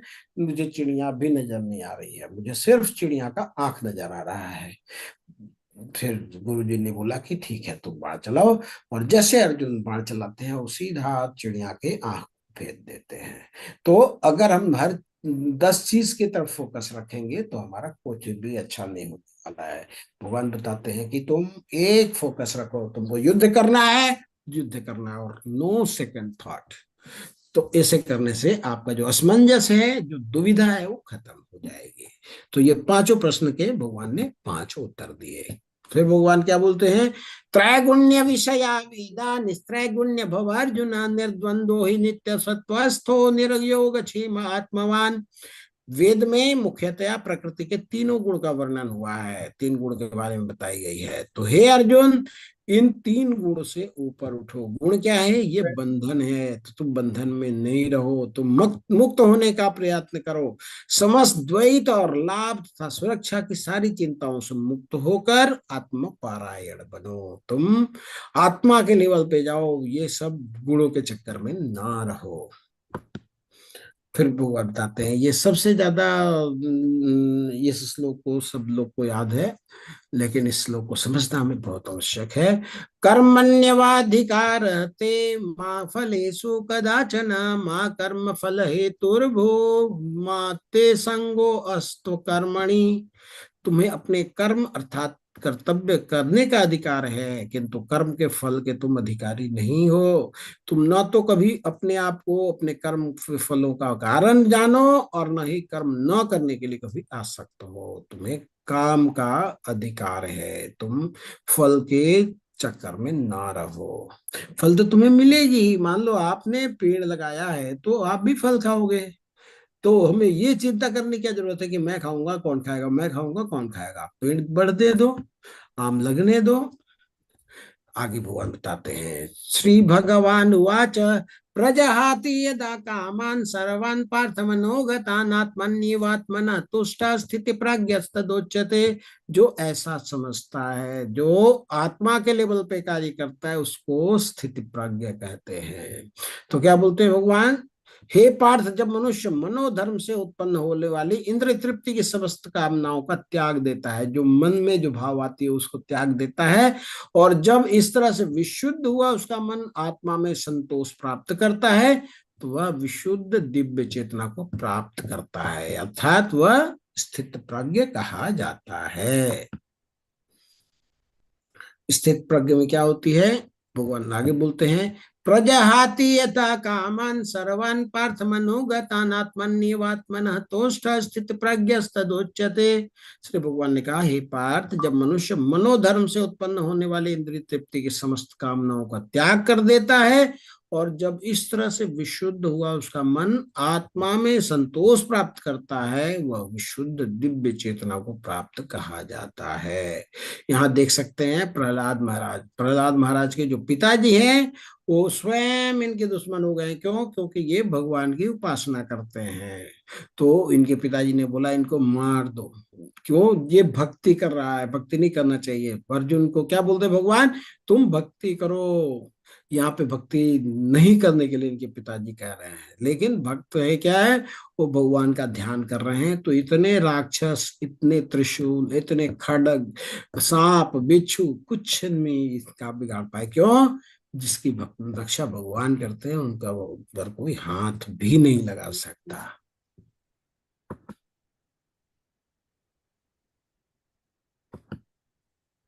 यहाँ पे उदाहरण देख सकते हैं कि होलिका को वरदान था कि ये आग से नहीं जलेगी, लेकिन इसने प्रयास किया प्रहलाद महाराज को जलाने का। प्रहलाद महाराज को गोद में लेकर के ये अग्नि में चली गई। तो प्रहलाद महाराज तो बच गए और इनकी मृत्यु हो गई। क्या बोलते हैं? प्रजहाति यदा कामान सर्वान् पार्थ मनोगतान् आत्मन्निवात्मनः तुष्ट स्थित प्रज्ञस्तदुच्यते। श्री भगवान ने कहा, हे पार्थ, जब मनुष्य मनोधर्म से उत्पन्न होने वाले इंद्रिय तृप्ति के समस्त कामनाओं का परित्याग कर देता है और जब इस तरह से विशुद्ध हुआ उसका मन आत्मा में संतोष प्राप्त करता है, तो वह विशुद्ध दिव्य चेतना को प्राप्त कर वह स्थित प्रज्ञ कहा जाता है।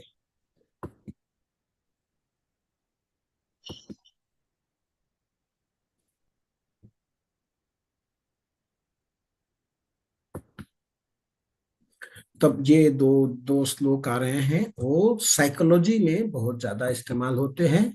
ये ध्यान से सुने।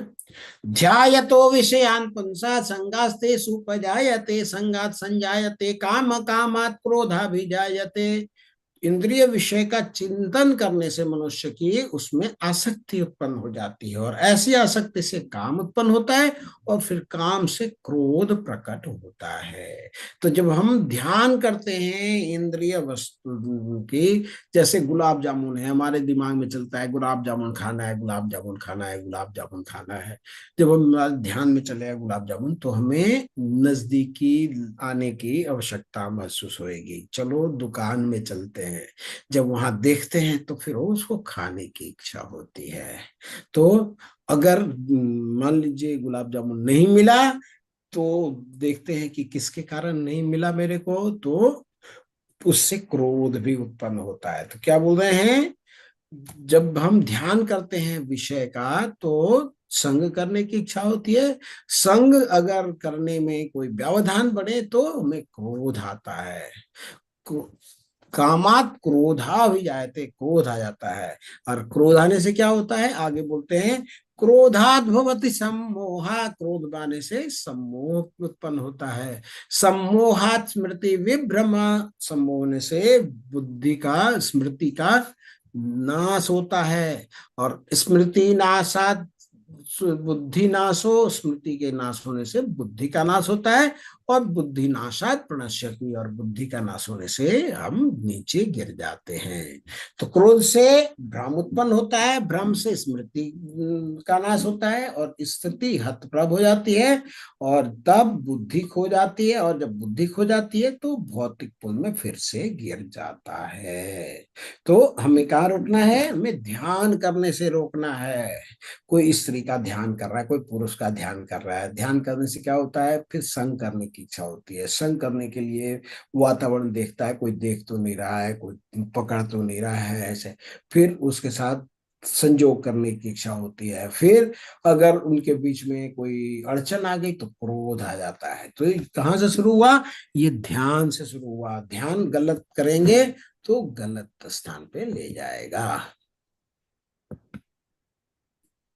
तो इसको पिक्टोरियल वे में दिया है। कोई भी वस्तु है उसको देखेंगे तो उससे अटैचमेंट होगी, अटैचमेंट से काम आएगा, काम से क्रोध होगा, क्रोध से सम्मोह होगा, सम्मोह से फिर स्मृति भ्रमित होती है, स्मृति भ्रमित होने से बुद्धि का नाश होता है, बुद्धि का नाश होने से फिर वो प्रणश्यति, उसका पतन हो जाता है। प्रभुपाद जी के कुछ शब्द हैं, पढ़ लेते हैं। मनुष्य कृष्ण भावनामृत या दिव्य जीवन को एक क्षण में प्राप्त कर सकता है, और हो सकता है उसे लाखों जन्म के बाद भी प्राप्त न हो।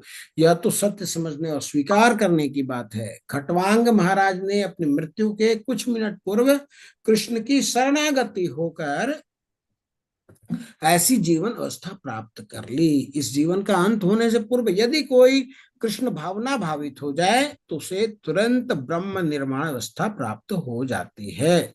भगवत धाम तथा भगवत भक्ति के बीच में कोई अंतर नहीं है, क्योंकि दोनों चरम पद हैं। अतः भगवान की दिव्य प्रेमा भक्ति में व्यस्त रहने का अर्थ है भगवत धाम को प्राप्त करना। भौतिक जगत में इंद्रिय तृप्ति विषय कार्य होते हैं, और आध्यात्मिक जगत में कृष्ण भावनामृत विषय कार्य होते हैं। तो इस जीवन में ही कृष्ण भावनामृत की प्राप्ति तत्काल ब्रह्म प्राप्ति जैसी है, और जो कृष्ण भावनामृत में स्थित होता है वह निश्चित रूप से पहले ही भगवत धाम में प्रवेश कर चुका होता है। मान लीजिए आपसे हमारा संबंध अच्छा है, तो हमारा संबंध हम यहाँ रहे आप वहां हैं तो भी बना रहे, आपके घर में जाके बना रहे, आप हमारे यहाँ आ जाए तो बना रहे, तो बात एक ही है। जब प्रेम है तो हम चाहे इस धरा धाम में होकर भगवान से प्रेम करें या भगवान के धाम में जाकर के प्रेम करें, बात एक ही है। तो भगवत गीता के प्रतिपाद्य हैं कर्मयोग, ज्ञान योग तथा भक्ति योग। इस द्वितीय अध्याय में कर्म योग, ज्ञान योग की स्पष्ट व्याख्या हुई है और भक्ति योग की भी झांकी दी गई है। तो ये जो अध्याय है बहुत इंपॉर्टेंट था, क्योंकि इसमें सब कुछ भगवत गीता में जितना भगवान बताने वाले हैं वो सब समरी रूप में भगवान ने बताया है। तो आगे हम देख लेते हैं 5 कारण क्या है। आप लोगों को मालूम है, आपने बीच में बोला ही था। तो अर्जुन क्यों नहीं लड़ना चाहता है? पहला कारण है दया, जिसको एक श्लोक अध्याय 1 के 28 से 30 श्लोक में भगवान ने अर्जुन ने ये बात कही है। इसका जवाब भगवान ने देते हैं अध्याय 2 के 11वां से 30वां श्लोक तक। भगवान कहते हैं कि तुम्हें दया करनी चाहिए, लेकिन शरीर के ऊपर नहीं, आत्मा के ऊपर में। हम क्यों? क्योंकि हम शरीर नहीं है, हम आत्मा है। We are not the body, we are the spirit soul. दूसरा कारण, कोई आनंद नहीं, नो एंजॉयमेंट। तो इसका जवाब भगवान देते हैं 31 से 37 श्लोक में कि अगर तुम हार जाओगे या मर जाओगे और या फिर तुम जीत जाओगे तो तुमको चाहे तो स्वर्ग मिलेगा या फिर पृथ्वी का राज्य मिलेगा। तो इसमें तो आनंद ही आनंद है, इसमें आनंद नहीं होने का कोई गुंजाइश ही नहीं है। तीसरा बोलता है पाप। भगवान बोलते हैं भक्ति गतिविधि में कोई पाप नहीं होता है। कृष्ण भावनामृत कर्म करोगे तो उससे भक्ति होती है। इसके बाद बोला था कि पारिवारिक परंपराएं नष्ट हो जाएंगी। उसके लिए भगवान ने जवाब दिया कि तुम एक प्रेरणा बनो, रोल मॉडल बनो, उससे वर्ण संकर खत्म हो जाएगा। 5वां जो कारण दिया है असमंजस। भगवान बोलते हैं दृढ़ निश्चय के साथ स्वामी की सेवा करो। तुम हो आत्मा, तुम्हारा कार्य है परम आत्मा की सेवा करना। इसी के साथ ही हमारा ये अध्याय पूर्ण होता है। किसी का कोई प्रश्न है, कोई मंतव्य है, कोई संशोधन है तो बताएं। आप लोग अनम्यूट भी करके बता सकते हैं, चैट में भी टाइप कर सकते हैं। हरे हरे कृष्णा प्रभु जी। कृष्णा हरे कृष्णा कृष्णा कृष्णा हरे हरे, हरे राम राम राम हरे हरे। हरे कृष्णा प्रभु जी, हैंड रेस कर लें, फिर पता लगेगा कि कौन बात कर रहे हैं। हरे कृष्णा प्रभु जी। प्रभु जी, जो कल की क्विज थी आपने दी हुई अध्याय 1 के ऊपर, वो सॉल्व नहीं किए अभी तक। तो कल की क्विज अभी सॉल्व की तो चलेंगे ना प्रभु जी? अध्याय 1। हाँ चलेगा, बिल्कुल चलेगा प्रभु जी। ये 18 दिन में आप देखिए, भगवत गीता हम लोग कोई क्लास में तो नहीं पढ़ रहे हैं ना। हम लोग 4वीं क्लास 5वीं क्लास में तो नहीं है, हम लोग एडल्ट बैच में हैं। इसका मतलब हमारी कुछ जिम्मेवारियां हैं, घर परिवार की भी जिम्मेवारियां हैं। तो कई बार होता है कि उस दिन हम नहीं कर पाते तो दूसरे दिन अवश्य कर सकते हैं प्रभु, तीसरे दिन भी कर सकते हैं। ये 18 क्विज 18 दिन में आपको दिए जाएंगे और 18 दिन में कंप्लीट करना है। ऊपर से 4-5 दिन का और भी समय दिया जाता है।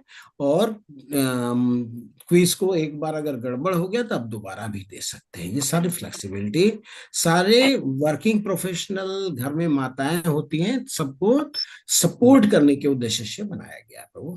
तो 18 दिन में प्रभु जी जो क्विज हमने कंप्लीट कर ली, उसके बाद फिर सर्टिफिकेशन होता है, ऐसा है क्या? जी जी जी जी प्रभु। 18 क्विज कंप्लीट करने के बाद आपको सर्टिफिकेट मिलेगी, फिर आप नेक्स्ट लेवल में चले आएंगे। जी तो प्रभु जी। आपसे, हाँ, आपसे दो चीज की एक्सपेक्टेशन है। एक तो क्विज आप समय से देते रहें, क्लास को अटेंड करते रहें, और हम आपको कल परसों में सिखाएंगे भगवान के नाम का जप कैसे करना है। वो जप करेंगे, हम भगवान का नाम कैसे लेंगे। ठीक है। जी प्रभु जी। हरे कृष्णा, हरे कृष्णा। जी प्रभु। हरे कृष्णा। आरती माता जी। मेरा सवाल है, जी प्रभु। पूछ सकते हैं हम अभी? प्रभु जी, आप हैंड रेस करके पूछे तो ज्यादा अच्छा है। हैंड रेस की हुई आरती माता जी, पहले उनका लेते हैं, अगर अच्छा जी आप जी, बुरा कोई न बात नहीं, माने तो। उनको लिख लेता हूँ। जी जी प्रभु जी। ये माता जी के लीजिए पहले सवाल। आरती माता जी। प्रभु जी, हाँ बोलिए। आपने शुरू में बोला था कि जो गुरु होता है वो शिष्य की बात को हमेशा खंडन करता है। अगर शिष्य सही है तो भी खंडन करेगा? नहीं, गुरु का कार्य है शिष्य को सपोर्ट करना, खंडन करना कार्य नहीं है। हमने ये कहा था कि गुरु का काम हाँ में हाँ मिलाना नहीं होता है। जैसे मान लीजिए कोई बीमार आदमी है तो डॉक्टर के पास जाता है, तो डॉक्टर क्या करेगा, उसको दवाई देगा। तो उसको दवाई देने में अब डॉक्टर उससे पूछता थोड़ी है आपको कड़वी वाली दे दूं या मीठी वाली दे दूं, नहीं पूछता ना। डॉक्टर का काम होता है कि रोगी स्वस्थ कैसे हो। गुरु का कार्य होता है कि उसका शिष्य बेहतर कैसे हो। इसलिए उसके हाँ में हाँ नहीं मिलाता है, जो उसके लिए अच्छाई है, अच्छा कार्य उसके लिए बताता है। अगर शिष्य बहुत अच्छा कार्य कर रहा हो तो उसको प्रोत्साहित करता है, उसको ट्रॉफी देता है या नहीं? आपने यस। देखा है प्रभु? हाँ हाँ प्रभु जी। हाँ, तो गुरु का कार्य है शिष्य का सुधार करना, उसको गलत रास्ते नहीं जाने देना, और जो स्टूडेंट, जो बच्चे अच्छा कर रहे हैं उनको सहायता करना और ज्यादा उत्साहित करना। ठीक है प्रभु। ठीक है प्रभु जी, धन्यवाद। हरे कृष्ण प्रभु। अब हम बोल धन्यवाद। सकते हैं महोदय? हाँ बोलिए प्रभु, बोलिए। लेकिन मेरा सर सवाल पहला ये है कि शास्त्र पे सवाल है, क्या शास्त्र पे सवाल उठाने के राइट है हमें? देखिए प्रभु, सवाल उठाए, लेकिन सवाल उठाने का उद्देश्य पहले पता होना चाहिए। हम हाँ मुझे पता सवाल है, को हमें पता है सब चीज। जो उसमें नहीं, जब लिखा गया उस पे हमको चर्चा करना है। हाँ, क्या लिखा गया प्रभु? आपका दूसरे आप आपने अध्याय अभी से क्लास में प्रश्न है? बताए थे नर्क और स्वर्ग, जी। इसके थोड़ा वर्णन कीजिए, थोड़ा बताइए कि नर्क कौन जाएगा और स्वर्ग क्या जाएगा, या क्या प्रूफ है कि नर्क और स्वर्ग होता है? हम तो मानते हैं कि जो व्यक्ति मृत्यु हो गया वो वापस आके बता नहीं सकता है, जीवित जा नहीं सकता है, फिर कैसे माने कि नर्क स्वर्ग होता है? जी जी जी जी जी, बहुत सुंदर है प्रभु। तो हमने ये चर्चा करी थी कि अब ये बताइए मुझे आप कि ये कौन बोल रहा है, किसको आप चैलेंज कर रहे हैं? हम चैलेंज नहीं करें, जो शास्त्र पे सवाल है, मेरे क्वेश्चन उठ रहा हाँ, है, जो शास्त्र लिखा हुआ है उस पे शास्त्र हम सवाल करते हैं ना, हाँ, क्यों क्या सही है या हाँ क्या गलत है, वास्तविकता क्या है इसका? मरे हुए हाँ व्यक्ति तो वापस आके बता नहीं सकता, जीवित जा नहीं सकता है, फिर इसकी क्या सच्चाई है कि हाँ होता हाँ है? हाँ हाँ हाँ, बहुत सही बहुत जी, बहुत सही सवाल है। लेकिन आप देखिए, इसको कौन बोल रहे हैं, इस शास्त्र को? अब तो हमको नहीं पता है कौन बोल रहा है, बोल रहे भगवान बोला, भगवान ने लिखा है प्रभु बोला जी, है, प्रभु उसको जी, कोई चीज प्रभु को। जी, प्रभु जी, प्रभु जी, प्रभु जी, आपको जी जी। इतना तो भरोसा करना पड़ेगा। आप बस में बैठते हैं तो ड्राइवर का लाइसेंस चेक करते हैं क्या? तो ये नहीं करते बताइएगा ना? कि ड्राइवर नहीं ऑलरेडी करते ना? सरकार ने वेरीफाई नहीं करके नहीं नहीं, दिया है? सुनिए, अरे सुनिए, अरे सुनिए प्रभु, सुनिए हाँ बात। हाँ। देखिए, सुनिएगा तब समझ में आएगा, सिर्फ जी बोलते रहिएगा कहिए। तो समझ में नहीं आएगा। ठीक है जी ना? जी। आप डॉक्टर के पास जाते हैं, डॉक्टर डिस्पेंसरी खोल के बैठा है, तो उसको जाते हैं, पहले आप अपना सर्टिफिकेट दिखाइए फिर मैं इलाज कराऊंगा। ऐसा किया है कभी? नहीं ऐसा नहीं होता कभी, नहीं किया है। क्योंकि ऐसा ऑलरेडी क्यों नहीं किया ऑलरेडी है? सरकार ने उसको क्या कहें। नहीं नहीं, सरकार का लाइसेंस देखा है क्या आपने कि उसको सरकार ने दिया है या नहीं दिया है? ऑलरेडी नहीं उसको देखा सरकार ने है। वेरीफाई करके दिया होगा, तभी तो लाइसेंस मिला है उसकी रजिस्ट्रेशन अरे का। प्रभु जी, आप सुनेंगे नहीं तो मैं कुछ नहीं बता पाऊंगा। आप बताइए। सुनेंगे नहीं। हम देखते हैं कि ये डॉक्टर जो बैठा हुआ है ना, इसके पास 4 आदमी और पहले से आए हुए हैं, वो भी ठीक हो रहे हैं, तो शायद मैं भी ठीक हो जाऊंगा। इस भरोसा से हम बिल्कुल। जाते हैं। ठीक है, जा करके जी हम जी उससे जी। इलाज कराते हैं। इलाज कराने के जी बाद हमको पता लगता है हम ठीक हुए या नहीं हुए, ठीक है, तब हमको जी उसके जी ऊपर भरोसा जी। होता है। शुरू में जाकर के हम ऐसे बहस करने लगेंगे तो हमारा ना कोई ट्रीटमेंट कर सकता है, ना हमको एक जगह से दूसरे जगह पहुंचाया जा सकता है। इसलिए ठीक है। अभी पहले हमें समझना होगा, पहले हम कोर्स को समझें तो सही। पहले से देखिए, बच्चा क्लास में जाता है और टीचर बोलता है 2 और 2 4 होता है बेटा, तो वो नहीं बोलता है मैं कैसे मान लूं 2 और 2 4 होता है, वो ये पूछता है प्रभु टीचर जी मेरे को समझ में नहीं आया, थोड़ा मुझे समझा दीजिए कैसे 2 और 2 4 होता है। तो अर्जुन की जो मूड है इस तरह का मूड है, ये चैलेंजिंग मूड नहीं है। अब कौन तो आया नहीं है, कौन तो जा नहीं रहा है, आप ये बताइए मुझे, भगवान आपसे दिल लगी करने से आप भगवान को कुछ मिलेगा? नहीं मिलेगा ना, तो क्यों नहीं आपसे दिल मिलेगा। लगी करेंगे? हाँ, क्या बोल रहे हैं आप? भगवान को दिल लगी करने से कुछ नहीं मिलेगा। हाँ, कुछ नहीं मिलेगा। इसलिए हम पहले अभी शुरुआत किए हैं, अभी हम समझें, इसके बाद समझ में नहीं आती है तब प्रश्न करें। ठीक है प्रभु? अभी प्रश्न नहीं करे हैं।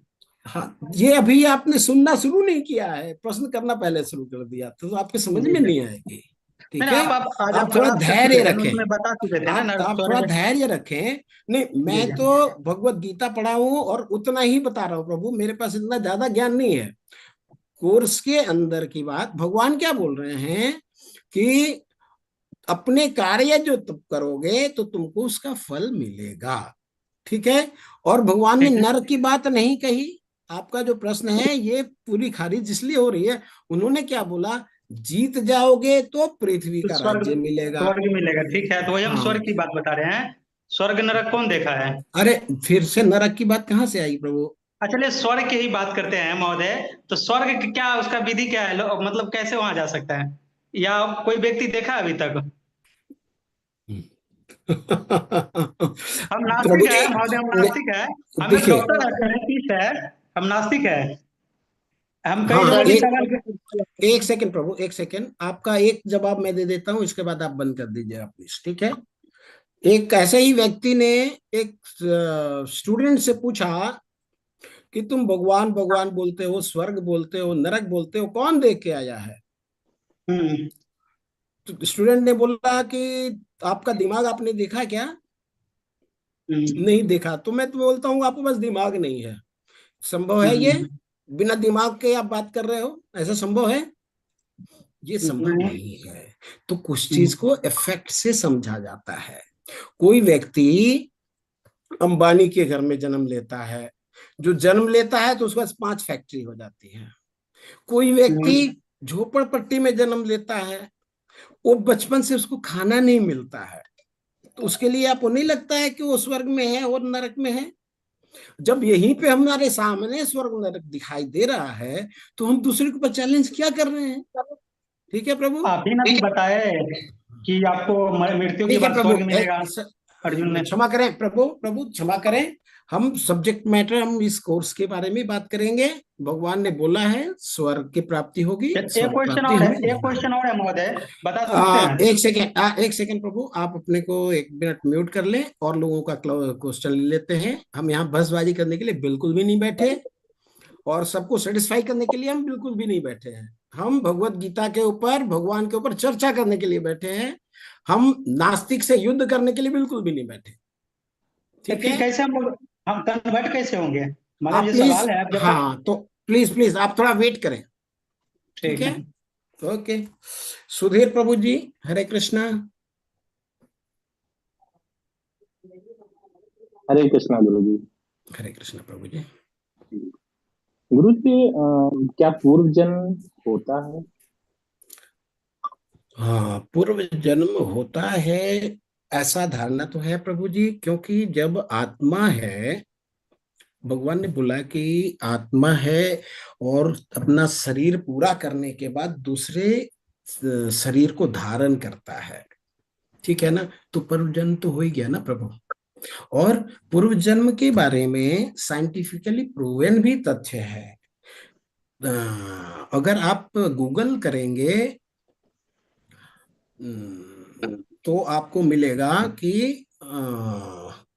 Past life memory. ठीक है, यस पास्ट लाइफ मेमोरी अगर आप गूगल करेंगे तो आपको पता लगेगा कि कई लोग ऐसे मिलते हैं। एक स्टीवन हॉकिंस करके स्टीवेंस करके एक व्यक्ति थे, उन्होंने रिसर्च करी है पूर्व जन्म के ऊपर में। तो उन्होंने क्या किया है, बहुत सारे बच्चे ऐसे मिले हैं जिन्होंने बताया कि हमारे पूर्व जन्म की बातें याद हैं। उसको वेरीफाई करने के लिए वो टीम गई है जाकर के, ऐसे ऐसे उनके पास 300 के स्टडी है। वो कहीं ब्रिटेन के व्यक्ति हैं और उन्होंने ऐसे ऐसे ढेर सारे तथ्य इकट्ठा किए हैं। आप गूगल करेंगे तो आपको वहां पे मिल जाएगा प्रभु।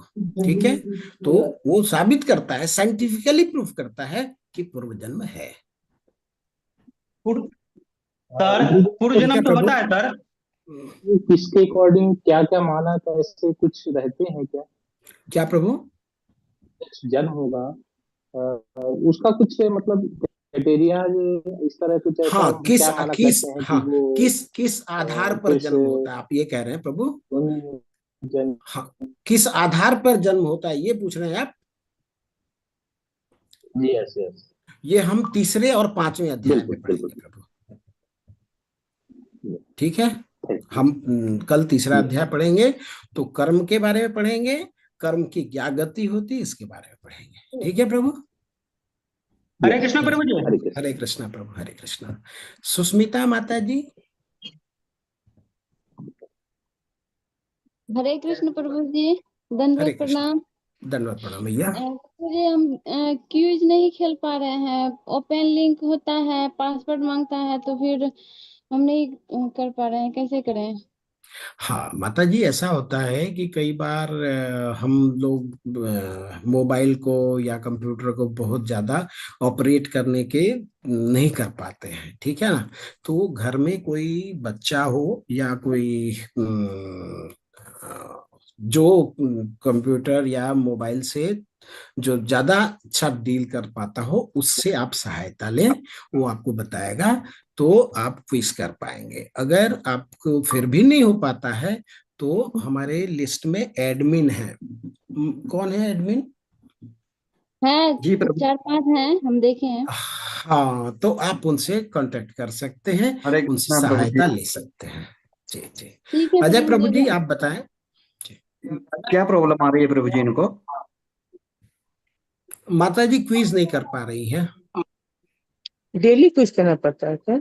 माता जी कल मैं ना आपको क्लास के एंड में ना डेमो दे दूंगा कि कैसे क्विज करना है सभी को। बहुत ठीक सुंदर। है, हिंदी में देंगे, हिंदी में। हाँ, हिंदी में ही होगा माता जी। जी जी, हिंदी में ही देंगे, डेमो दे दूंगा मैं कल आपको कि कैसे क्विज करना है, कैसे लॉगिन करना है इसमें। ठीक है बहुत प्रभु सुंदर। जी, धन्यवाद। ठीक है भैया, हरे कृष्णा। और सुधीर प्रभु जी, आपके अगर प्रश्न हो गए हो तो हैंड डाउन कर ले प्लीज। बिमलेश शर्मा प्रभु।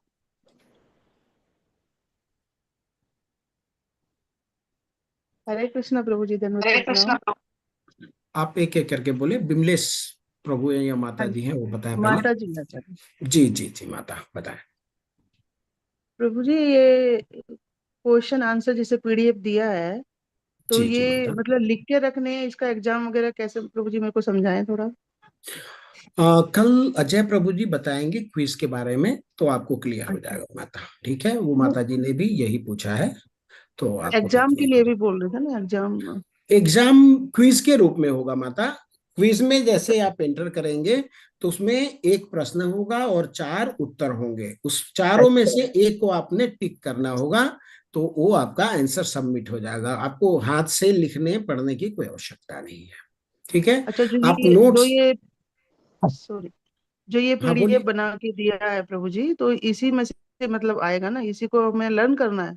हाँ बिल्कुल माता जी, बिल्कुल वो लर्न करना है। और आप अपने ज्ञान वृद्धि के लिए आप नोट भी कर सकते हैं, जिससे आपको याद रहे, क्योंकि हमारी याददाश्त बहुत अच्छी नहीं है, हम पढ़ के भूल जाते हैं कई बार। तो अगर हम प्रैक्टिस करें, अगर लिख के याद रखें तो ज्यादा अच्छा है। लेकिन आपको एग्जाम लिख करके नहीं होगा, आपको टिक मार्क वाले एग्जाम होंगे। तो ये डेली होगा प्रभु जी, या मतलब लास्ट में हाँ कब होगा? जी, जी जी, क्लास के बाद में कर सकते हैं, वो आप फ्री टाइम में कर सकते हैं। वो हर अध्याय के लिए होगा। 18 दिन में हम लोग एक एक करके 18 अध्याय करेंगे। तो 18 अध्याय में आपको हर दिन का एक एक क्विज करना होगा। 3 3 4 4 प्रश्न होते हैं, बहुत सिंपल होते हैं माता जी, घबराने वाली कोई बात तो नहीं है ये इसमें। क्लास के बाद होता है प्रभु जी? ये मैं कल ना लास्ट तक ज्वाइन कर नहीं पाई थी। अच्छा, ये डेली क्विज करना पड़ता है? जी जी, जी डेली नहीं, करना चाहिए माता जी। हरे कृष्णा माता माता जी, डेली हरे क्विज करना कृष्ण। पड़ता है? जी डेली क्विज जी करना पड़ता है? जी जी जी माता तो जी, कल तो मैं 18 नहीं दिन की का थी, 18 क्विज। तो जी, कल तो नहीं किए थे, जाते हुए कर कोई लेते। बात नहीं, आज कर लीजिए माता जी, कोई बात नहीं। ठीक है माता जी प्रभु जी, उसमें है ना, धन्यवाद। आप जैसे 18 अध्यायों के लिए 18 मतलब 18 अध्याय का अलग अलग होता है ना, तो आप इकट्ठे भी कर सकते हैं उसको। जरूरी नहीं है कि आपने रोज का रोज करना है, लेकिन अगर आप रोज करेंगे तो आपको क्या होगा कि आपने क्लास अटेंड की है तो आपको आंसर पता होंगे। लेकिन बिल्कुल अगर सही। आप जी बाद में करेंगे तो फिर वो आपको थोड़ी प्रॉब्लम हो जाएगी उसमें। हाँ, अच्छा भूल ठीक है, जाएंगे ना। ठीक। तो इसका कोई अलग से ऑप्शंस होगा या क्विज का? नहीं, उसमें जो टिक ऑप्शन होंगे उसी में से करना है माता जी, अलग से कुछ नहीं ठीक है, करना। ठीक है प्रभु, ठीक है प्रभु ठीक जी, है थैंक माता। यू प्रभु जी। हरे प्रणाम। कृष्ण माता जी। हरे कृष्णा प्रभु जी। हरे कृष्ण। गिरजा माता जी, आपका कोई और प्रश्न है? नहीं, हरे कृष्णा प्रभु जी, यही हरे प्रश्न था कृष्ण। कि ये हाँ डेली हाँ करना हाँ पड़ता है, ये पूछना हाँ। था, जो बात हो हरे रही कृष्ण थी। माता जी, हैंड्स डाउन कर ले माता जी, अगर आपके प्रश्न हो गए हो तो। प्रीति माता जी।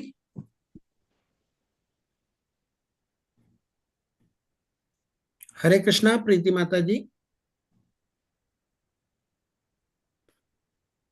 हरे कृष्णा हरे प्रीति माता जी। कृष्णा जी। हरे कृष्णा प्रभु जी, दंडवत प्रणाम। दंडवत माता। प्रभु जी, प्रभु जी, जो क्लास आप लिए तो इसका रिकॉर्डेड वीडियो, क्या उसका लिंक हमें मिल पाएगा व्हाट्सएप ग्रुप में? हाँ मिलेगा माता जी, लेकिन 3 4 क्लास के बाद मिलेगा। अच्छा, एक्चुअली प्रभु जी हमारे साइड में बहुत ज्यादा नेटवर्क इशू होता है, तो बीच बीच में डिस्कनेक्ट हो जाता है, मैं उसको कंटिन्यू सुन नहीं पा रही हूँ, तो जी इसीलिए माता अगर जी, आपको प्रोवाइड कर दे रिकॉर्डिंग, तो आप बहुत अच्छा होगा। रिकॉर्डिंग हो रही है माता जी, आपको जी रिकॉर्डिंग दी जाएगी। जी जी जी।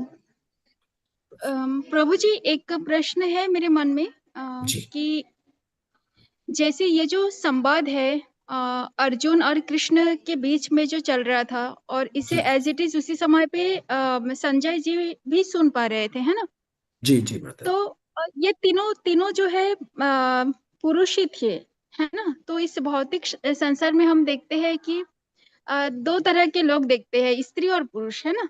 जी तो जी जो पुरुष लोग हैं इस संसार में, उनका कहना है कि स्त्री लोग बहुत ज्यादा भावुक होती है ना? स्त्रियां भावुक होती है।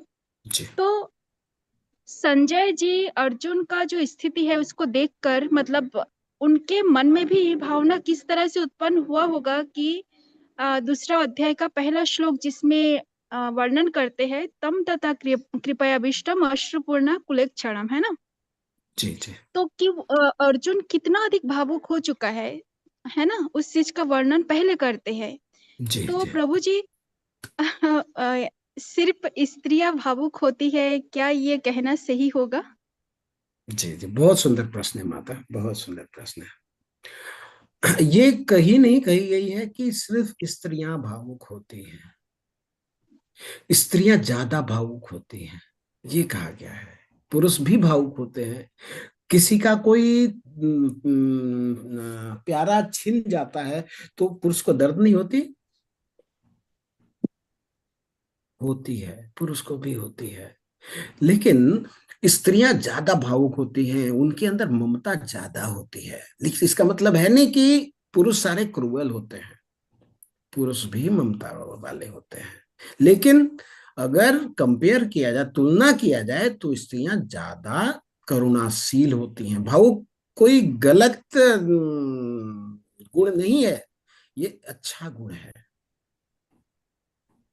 भावना गलत नहीं होती, अच्छी होती है। ठीक है माता। जी जैसे जी प्रभु जी। जैसे जैसे बच्चे का पालन पोषण पिता भी करता है, माता भी करता है, लेकिन माता ज्यादा अच्छा से करती है। क्यों? उसके अंदर वात्सल्य ज्यादा होता है। इसीलिए कहते हैं कि पिता से ज्यादा माता का अधिकार होता है वत्स के ऊपर में, बच्चे के ऊपर में।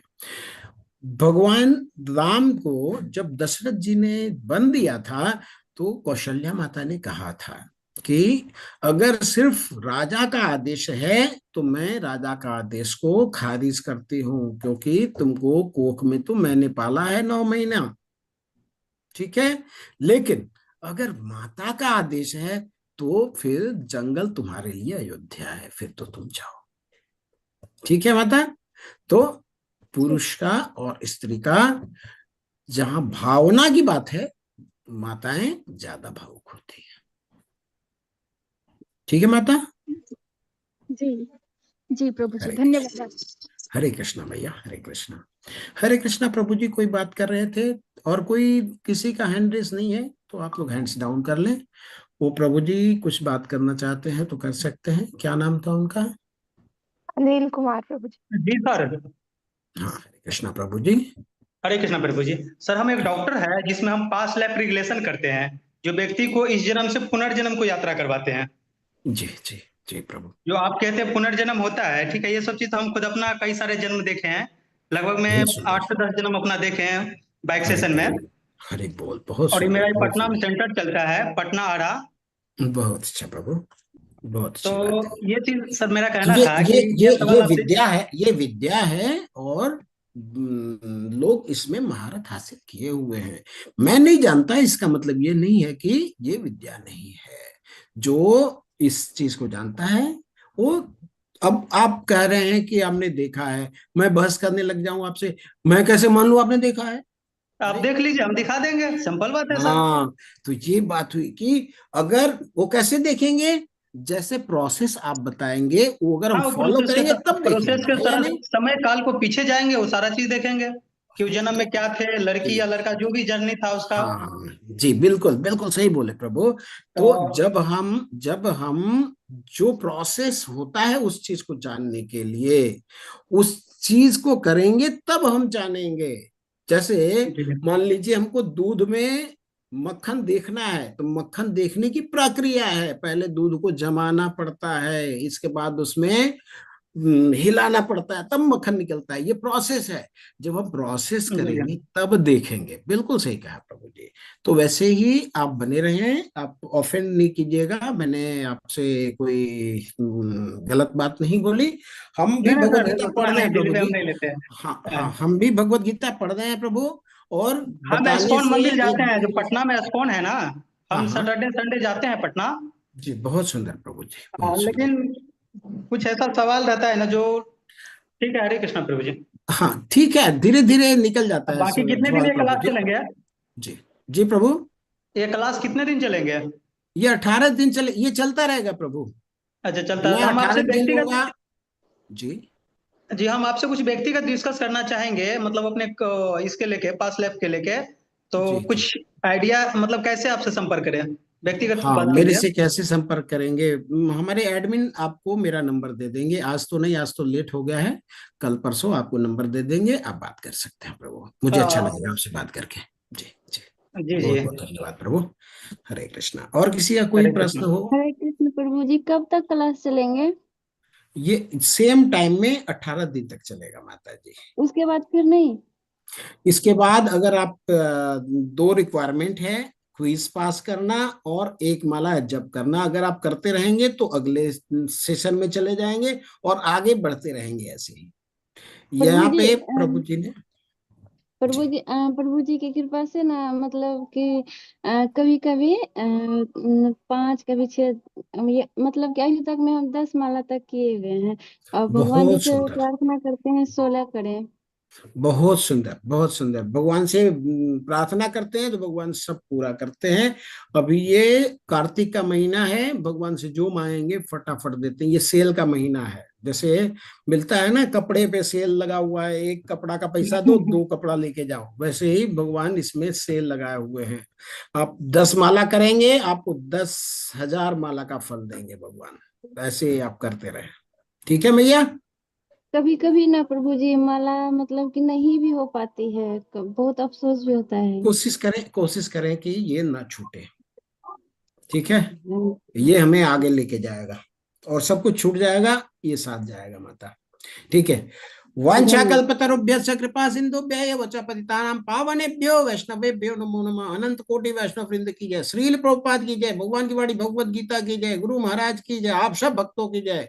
हरे कृष्णा कृष्णा कृष्णा हरे हरे, हरे राम राम राम हरे हरे, हरे कृष्णा कृष्णा कृष्णा हरे हरे, हरे राम राम राम हरे हरे, हरे कृष्णा कृष्णा कृष्णा हरे हरे, हरे राम राम राम हरे हरे। हरे कृष्णा, सभी को दंडवत प्रणाम। हरे कृष्णा प्रभु जी, दंडवत प्रणाम, सादर हरे कृष्णा प्रभु जी। हरे कृष्णा भैया, हरे कृष्णा, हरे कृष्णा।